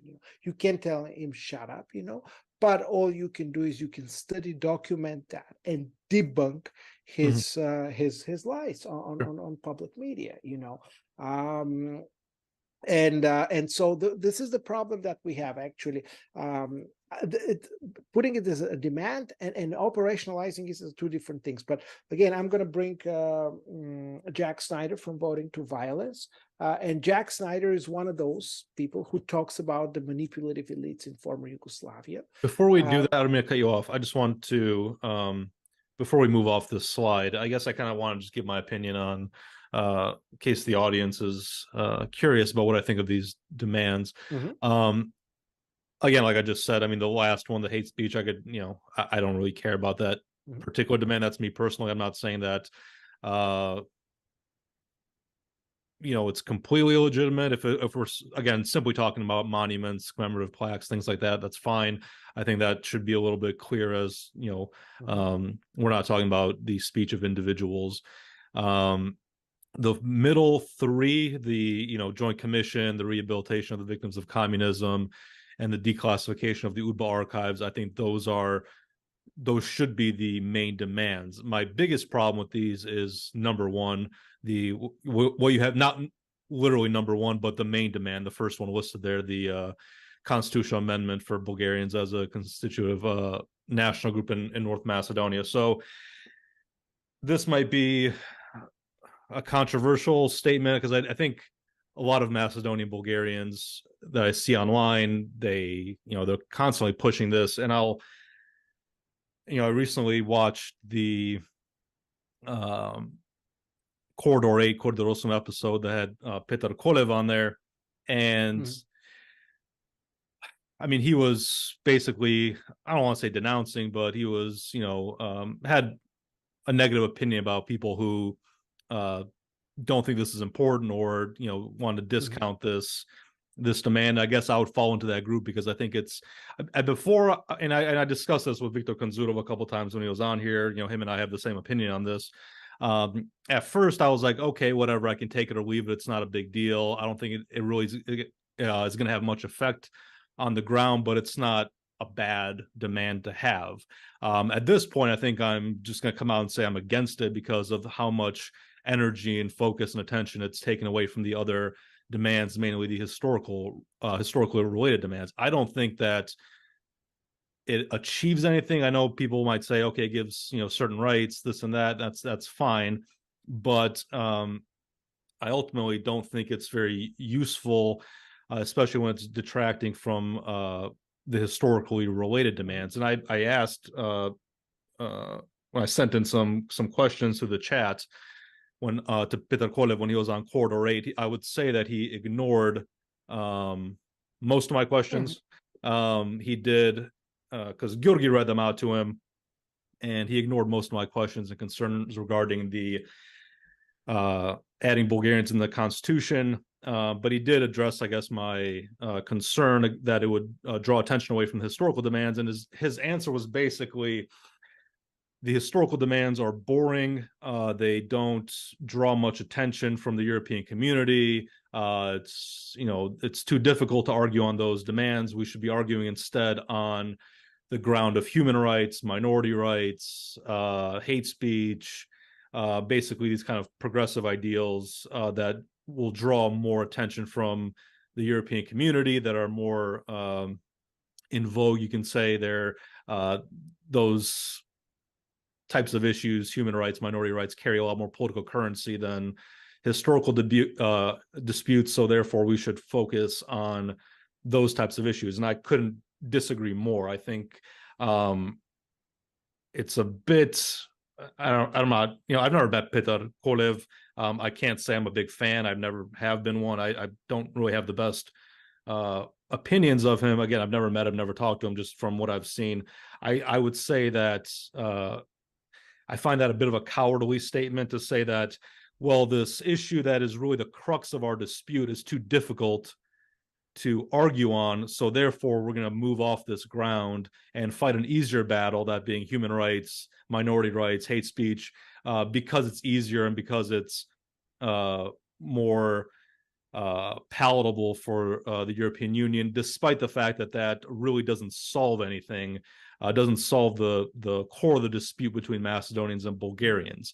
You're basically creating a problem, or exaggerating a problem in order to fix it, to look like you're doing something, when in reality you're leaving the core issues on the table unresolved, those being the historical issues. And I'm very much opposed to, again, before I didn't really care one way or the other about adding Bulgarians to the constitution. Now I'm just out of spite opposed to it, I guess, because I feel that so much attention is being directed towards that particular demand. I mean, to begin with, I think the solution to and I said this to Petar in the comments on that Corridor 8 video, I think the solution is simply to remove all ethnicities from the Macedonian constitution altogether. Just make a civic constitution where the people who have the rights guaranteed under the constitution are citizens of the Republic of North Macedonia. I don't see any reason to have a laundry list of never-ending ethnic groups as part of a preamble to the constitution.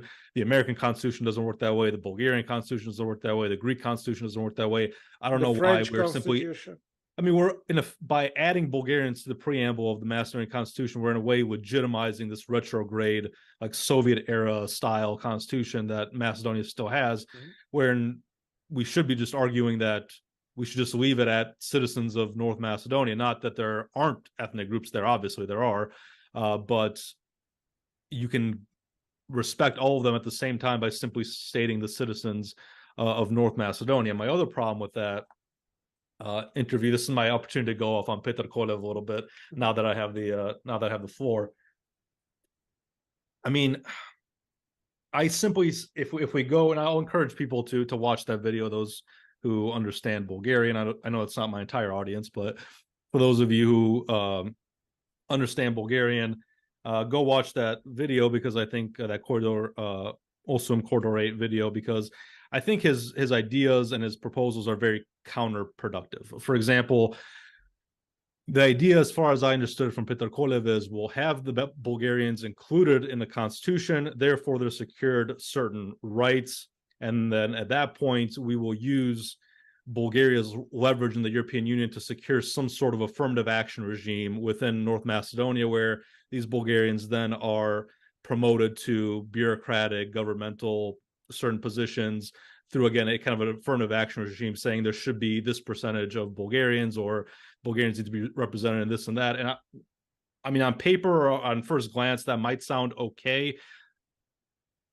But the problem here is that in the long term, I think all that will do is ghettoize the Bulgarians, ethnic Bulgarians in Macedonia, turn them into a hated minority, and create a lot of resentment towards them. I mean, as someone who lives in the United States, and you live here as well, and I know we had a little bit of a debate on this ourselves on Corridor Osum, but I think when you have those type of affirmative action regimes, quota systems, it breeds a lot of resentment, because now, let's say you're an ethnic Macedonian, there's 3,500 officially Bulgarians, and now a neighboring state, which you have a current dispute with, is leveraging its power in the European Union to take this small group of people and promote them to certain positions at the disadvantage of ethnic Macedonians there. And I don't think there's a long-term conception here of how much ethnic resentment that's going to breed. We see that ethnic resentment directed towards the Albanians for the past 20 years based on a similar type of regime. However, I think Petar Kolev envisions that the Bulgarians will achieve the successes the Albanians have. However, there's not nearly as many Bulgarians in Macedonia as there are Albanians. Bulgarians in Macedonia do not have nearly the international support that the Albanians enjoy. We don't have to get into that now, but I think it's been clear over the past 20 years that Albania has certain international support that contributes to its domestic successes in Macedonia. So, and again, the attitude of most Macedonians towards Albanians, I would say, is not positive. So I don't know what the end goal here is, other than to create a hated minority within North Macedonia that is, again, resented for whatever achievements it's going to achieve. And I guess Petar Kolev, the other problem I have with them is, while many Macedonians have this fear that, well, there's a never-ending stream of Bulgarian demands. Once one demand is set, I'm not saying this is accurate. I'm just, I listen to a lot of Macedonian podcasts, interview shows, this and that. So this is what their rhetoric is. Sure. There's a never-ending stream of Bulgarian demands, and there's no guarantee from Bulgaria that the adding of the Bulgarians in the constitution will be the final demand. And there's a lot of Bulgarians who will say, no, that is the final demand. We just want to be respected, have our rights instead. And then Petar Kolev comes out on Koridorosum and says, not only is it not the final demand, but it's the opening of the door to a series of endless demands that we will then achieve once we're in the constitution, which is, even if that was your goal, I mean, stating that openly is such politically incompetent that you would just give away the whole game before you've even achieved it. I can't comprehend where he's coming from, what his end goal is. But Petar Kolev, I have a bit of difficulty expressing myself in Macedonian, but if he feels comfortable in English, he can come on here and we can debate that. He didn't really want to answer my questions when I was commenting through Koridorosum, but maybe he can come on here and we can hash this out. But I really dislike at this point where this whole Bulgarians in the Constitution thing is going. Maybe I'm the last one. Maybe me and Victor Konzurov are going to die on this hill by ourselves. But I personally, at this point, just want to move away from that due to the attention is drawing away from the other demands and the redirecting of the dispute from its core issue, which is the interpretation of the historical reality, to this, human rights, minority rights thing, which again, I guess is more palatable in Europe, but it doesn't solve anything. You can, claim it's a win just to, throw a win on the board, but it's not going to solve anything. In a way, I think it's going to make things worse in the long run. One more thing I was going to say. I'll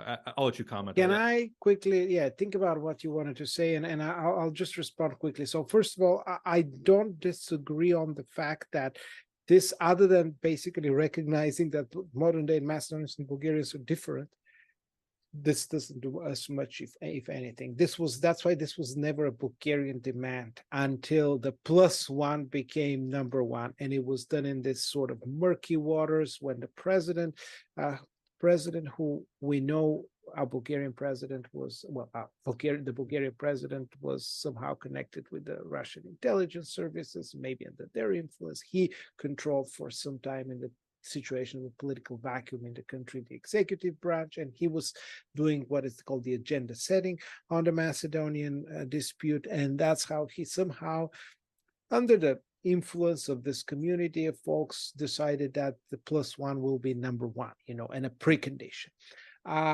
So I completely understand, and I agree that now we have to keep quiet. The Bulgarian government, even people like you and me, have to be very cautious about talking about history, because if we talk too much about history, this creates additional animosity, and it does not enabling environment for the constitutional amendments to happen. I agree, it is completely absurd to say that this is the last demand, as much as it is completely absurd to say that this is the first and the opening demand. The demands are the ones that we read them. Those are, and they have to, and it all goes down to history. The only thing that I differ from you, Kirill, is that bringing the constitutional amendment brought to surface all these arguments by constitutional scholars like Silianova-Davkovska, I think, and by politicians like Apasiev, by people from Dopamane, like Sashko Nikolsky, who basically started claiming, oh, Bulgarians do not deserve to be treated like the others because of the historical Sure. I mean, narrative. you have those excesses, So definitely. Yeah. that actually showed us again, oh, wait, so you're not against discriminating people, but you discriminate Bulgarians because of the historical narrative.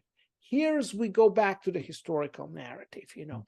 So it kind of helped us show this. So there's a two-way street. And again, the question is, why does discrimination exist against those ghettoized ethnic Bulgarians in Macedonia? 3,504 people? Well, because, and why there are prejudices against? Because there's a narrative that denies them and their presence and existence on the territory of the geographic region.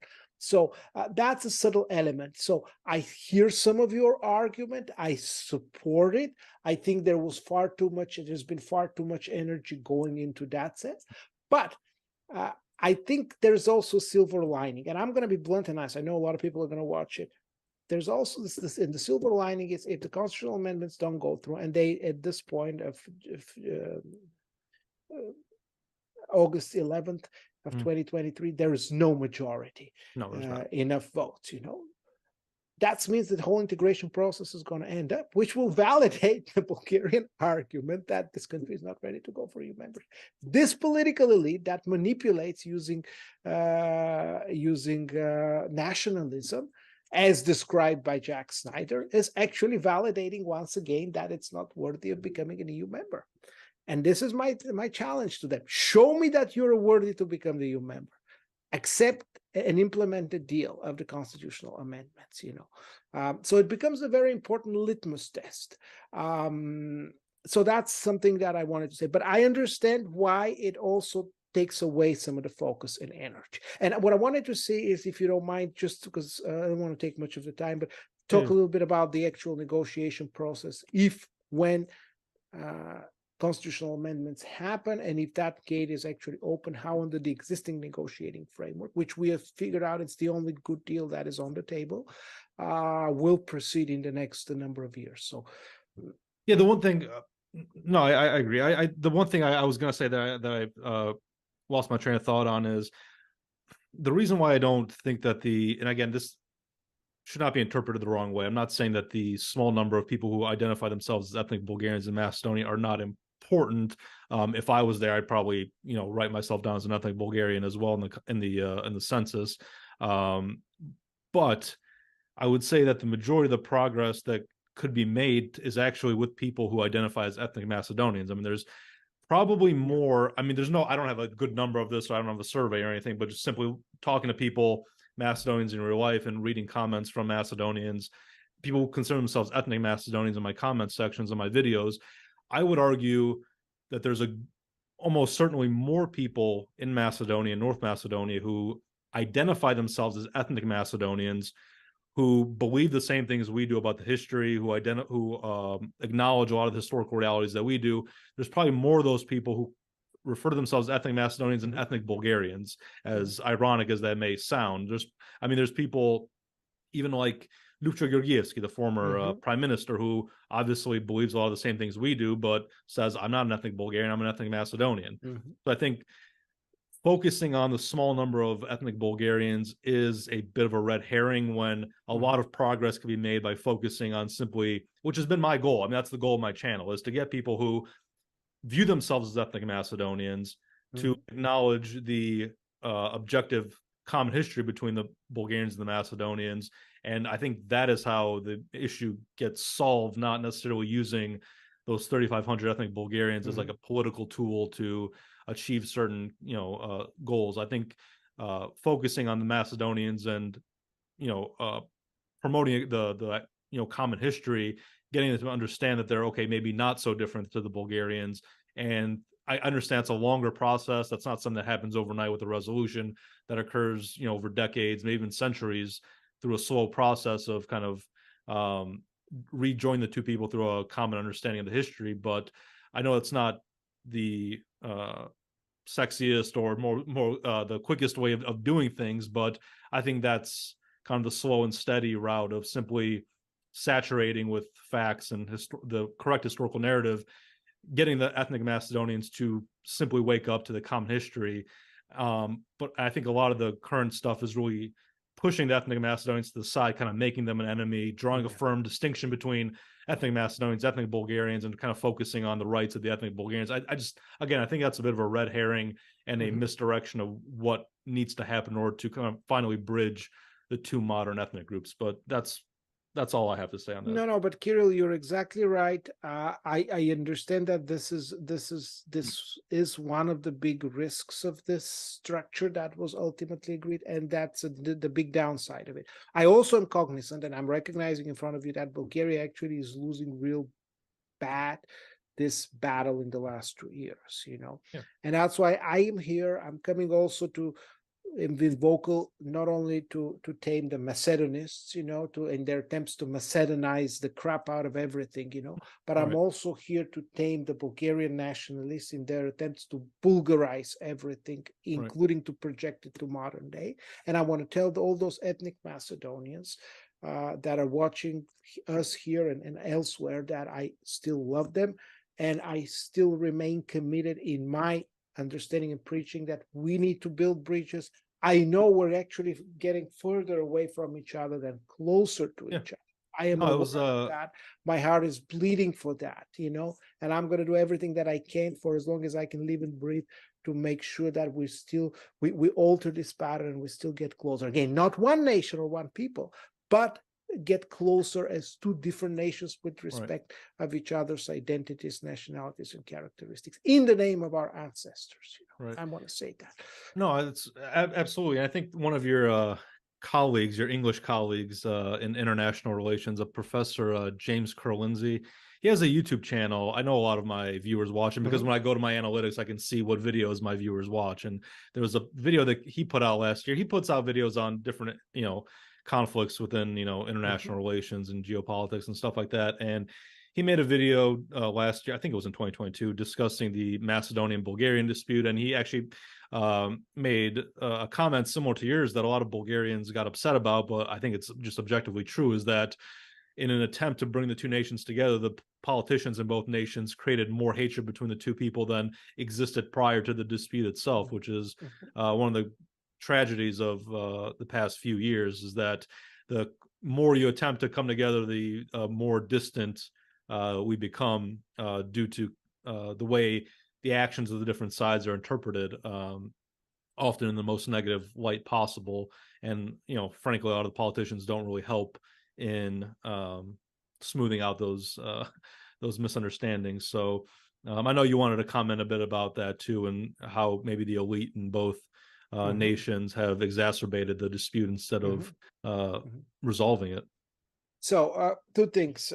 I don't disagree with it, but I also know that it's always darkest before sunrise, Sure.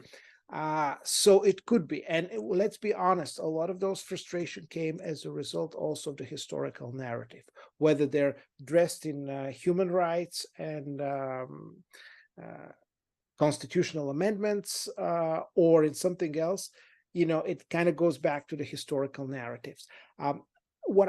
My take, there's a couple of things. So my take is that, drawing on again Jack Snyder's work, he argues that in the marketplace where there's not really a democracy, where democratization is underdeveloped, and my argument is that in the last 30 years, Macedonia has not democratized sufficiently, has not built robust institutions, something that was actually said by the US ambassador.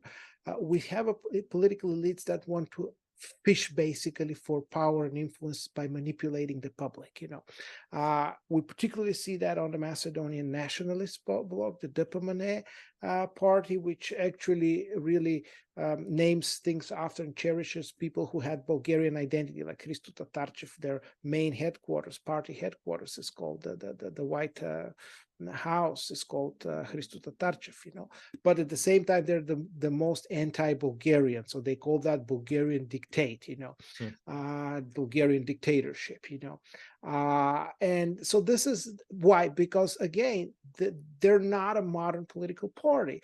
They're not a rational political actor, or they are a rational political actor, but not in the traditional sense, in the sense that they're trying to use the manipulation as a way of gaining political influence. Now, they themselves are also subject to manipulation from other centers of power. I'll give you an example. One of their political leaders, Antonio Miloševski, for example, was one of the most pro-Bulgarian. If you listen to his 2004 speech, he tells you Todor Asanovic is one great hero. He's recognizing Bulgaria. It's time to recognize him in Macedonia, because Macedonia wouldn't be what it is today without Todor Alexandrov. The same guy now is basically says, I'm not going to vote in favor of constitutional amendments under Bulgarian dictatorship, under Bulgarian dictate.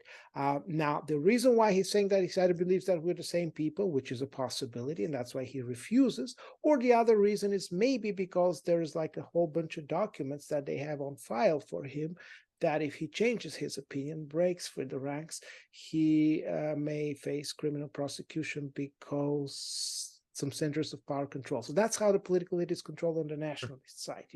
The political elite on the SDSM side, they're by default, their core of their voters is the so-called Titoist nest. This former Yugoslavia, Yugoslav legacy, etc. So Zaev tried to break away, but he knows that even his vision is kind of unique, sort of this, all the people, including Bulgarians, and love Trump's hate, and one society for everybody.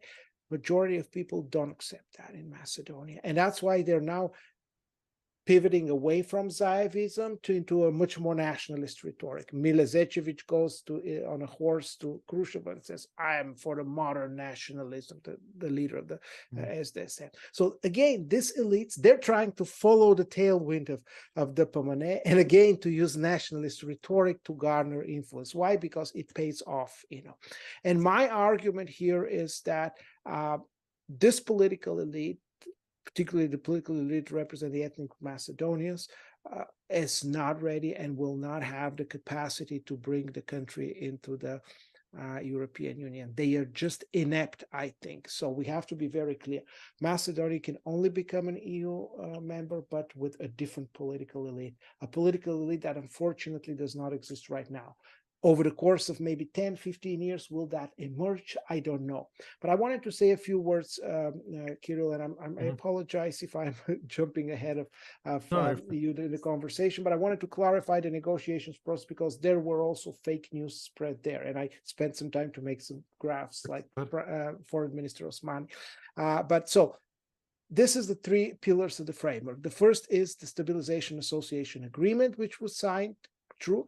And there's an annual review process of that stabilization, which means that the EU, through its parliament and through its commission, reviews and provides feedback as to how prepared Macedonia is and where it should make progress, on all areas of EU membership, There is also this thing called the Copenhagen criteria. These are the three criteria outlined in 1993 that every country has to meet. One of them is the political criteria, which includes democracy, rule of law, and human rights. And that's why it is easier to talk about minority rights, because you immediately say, I'm talking about a political criteria. History is not there, but it could be, because that's my argument, that history is a part of the political criteria.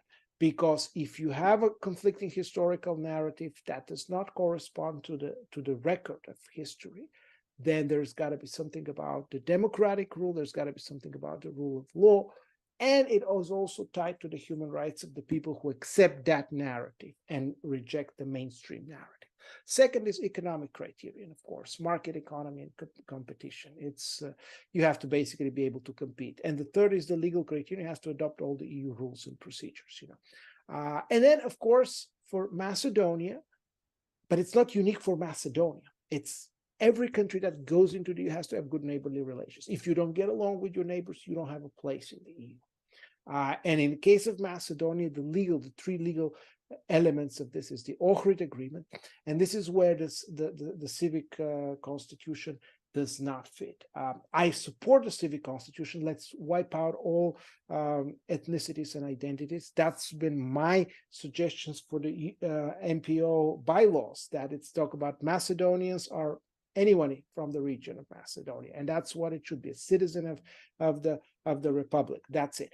Problem is that ethnic Albanians are not going to accept now, and they were not going to accept because they have certain special rights that are granted under the Ohrid agreement, the Badinter rule, the balancer for employment, for certain votings in the parliament have to happen with ethnic Albanians. They're never going to give it up. That's why to talk about civic constitution without getting the consent of the Albanians and the international community is just not realistic. It's pretty much as much of an accurate news, namely it's a fake news, much like negotiating a new negotiating framework. That's my understanding, not my understanding.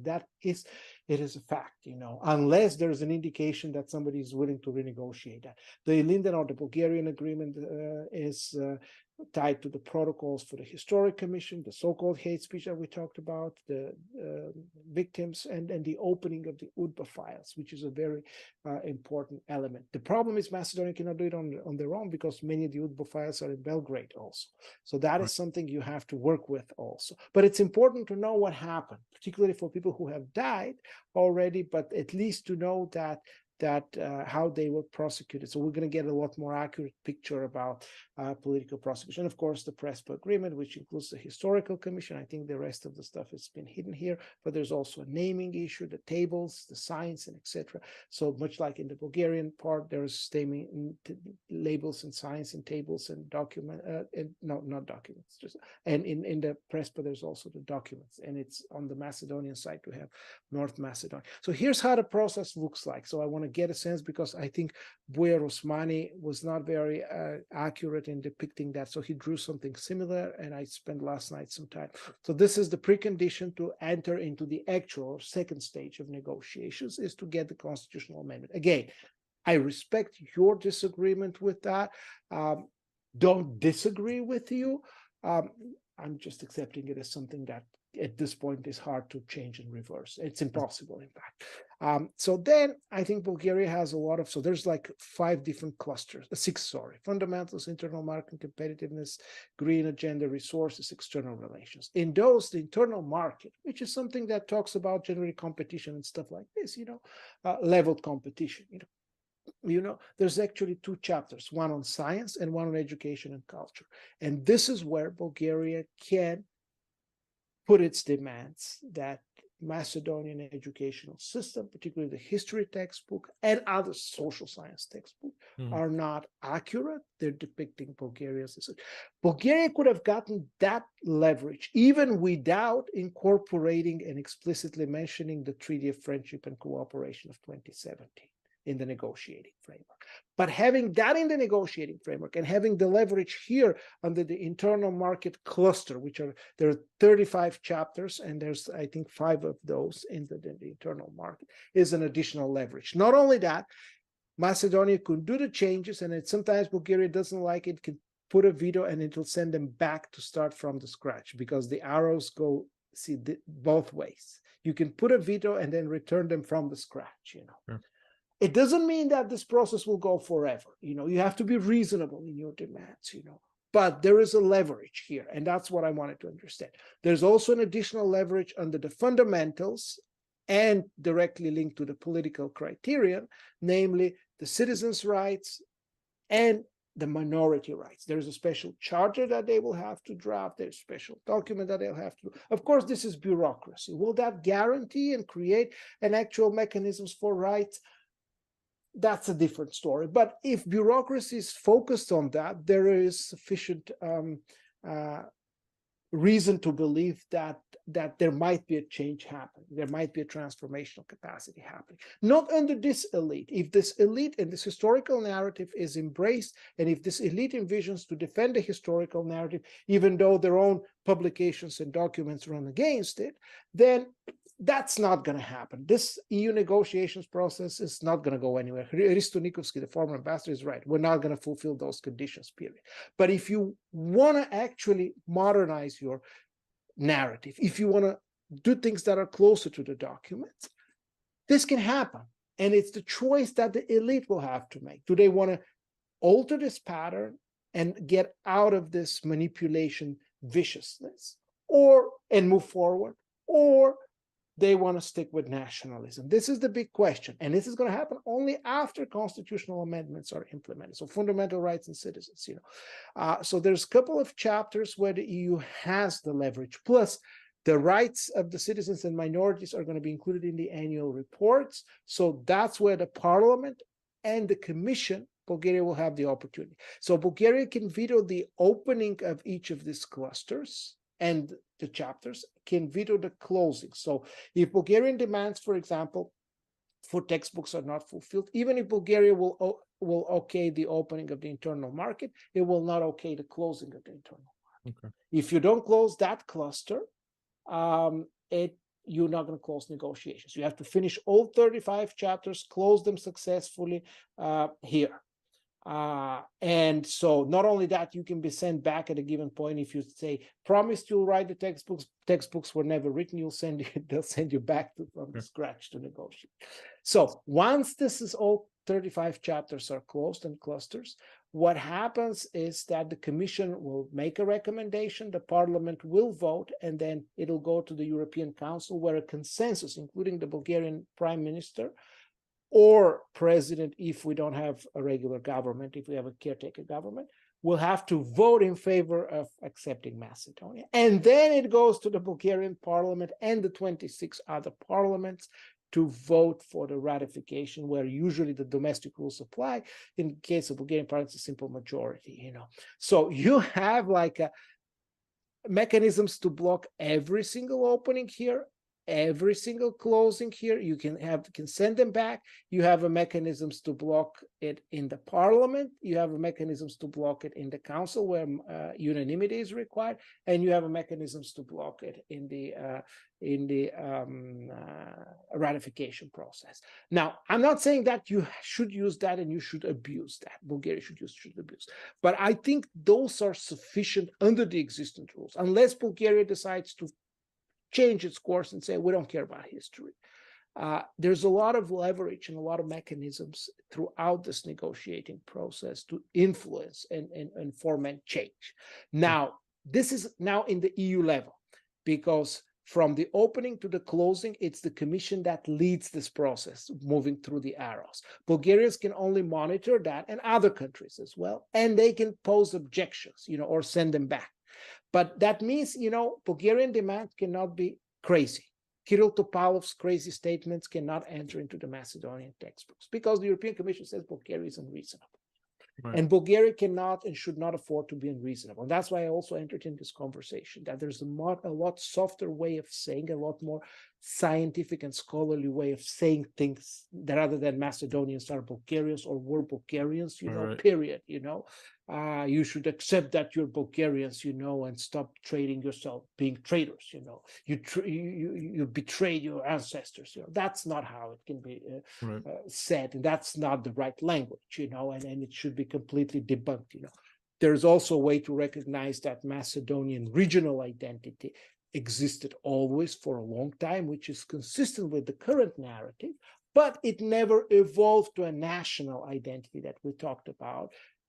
And so the idea of modern nations can only be traced in the first half of the 20th century. But of course, there's precursors to that, and we also know and recognize that. So it's a lot softer way of saying things that reasonable scientists, who hopefully scholars in Macedonia, will be empowered. And if that happens, I think we could actually see successful negotiations. And then the other thing I want to bust this myth, because it's been implemented, because we need to talk about history and all this stuff that has happened, and use possible mediation, which I am very much in favor of. We can't talk about the common market and the environment and all this other stuff that are important for the no. All of these things are important. Just like when you go to school, you study social sciences, you study humanities, you study natural sciences, you study all sciences together in order to become a whole person, So the same thing, in order to become a modern Macedonian state, you, my fellow Macedonians, will need to look up into your past and its historical narrative. You will need to find a better way to say that, along with transforming your economy, transforming your society, transforming your judiciary, your legal system, and ultimately get a better country. The question is, does this political elite want to have a better country, or they want to keep the status quo, control the judiciary, and continue doing patron-client relations and captured state, and basically turn this into a kleptocratic society? This is the big question that the Macedonian society have to answer now and today. And this is against the background of something that is extremely benign, whether there should be 3,504 Bulgarians put in the constitution or not, for which they will get zero to no rights, But the question that the elite will have to answer itself, maybe for first time more severely than ever in modern days, is, do they want to have modern Macedonia, different Macedonia, Republic of Macedonia, North Macedonia, whatever, or not? This is the elite will need to answer, because this elite with this mentality and this framework cannot, and I must repeat again, cannot bring Macedonia into the EU, not under Bulgaria, not under European, not under French, not under any other dictate. And I want to be very clear, and I want to use this opportunity to send this message through you and through your podcast to all our viewers. Well, I think that's an excellent place to wrap up today. I think we do have our disagreements on certain topics, but I think these conversations, like I said in the past, are always productive and kind of hash out our different ideas, different perspectives on these topics. I appreciate you bringing a lot of the technical aspects of the EU accession process and explain that. I think a lot of times we kind of just refer to these processes very generally without understanding exactly, step by step what needs to happen and all the other considerations that go into that accession process, other than the specific demands from one nation state or another, be it Greece or Bulgaria or what have you. Professor Ivanov, thank you very much for coming back on the channel. I'm sure you'll be back in the future to discuss other developments as they occur. We'll keep an eye on Senate Resolution 311 to see where that goes. Obviously, like I said, the goal was to make September of this year Macedonian American Heritage Month. We're halfway through August already, so I guess unless the UMD can push it through in the next few weeks, probably isn't going to achieve its goals, but we'll keep you up to date on that, and I'm sure you'll be back to discuss other topics going on here in the diaspora. So, Professor Ivanov, is there anything else you wanted to say before we wrap up here today? Well, I want to once again thank you and your viewers for the opportunity, for bearing with me for such a long time, for those who've made it that far. Thank you. And only one sentence that I want to say is that, yes, I know we face big challenges in Macedonia. They're not that big in the overall world politics, but these are challenges that we need to get resolved, not kick the can down the road to next generations. And again, thank you, many thanks to you and to your viewers for bearing with me and listening to my ramblings in the last almost 2 hours. Thank you, guys. Absolutely.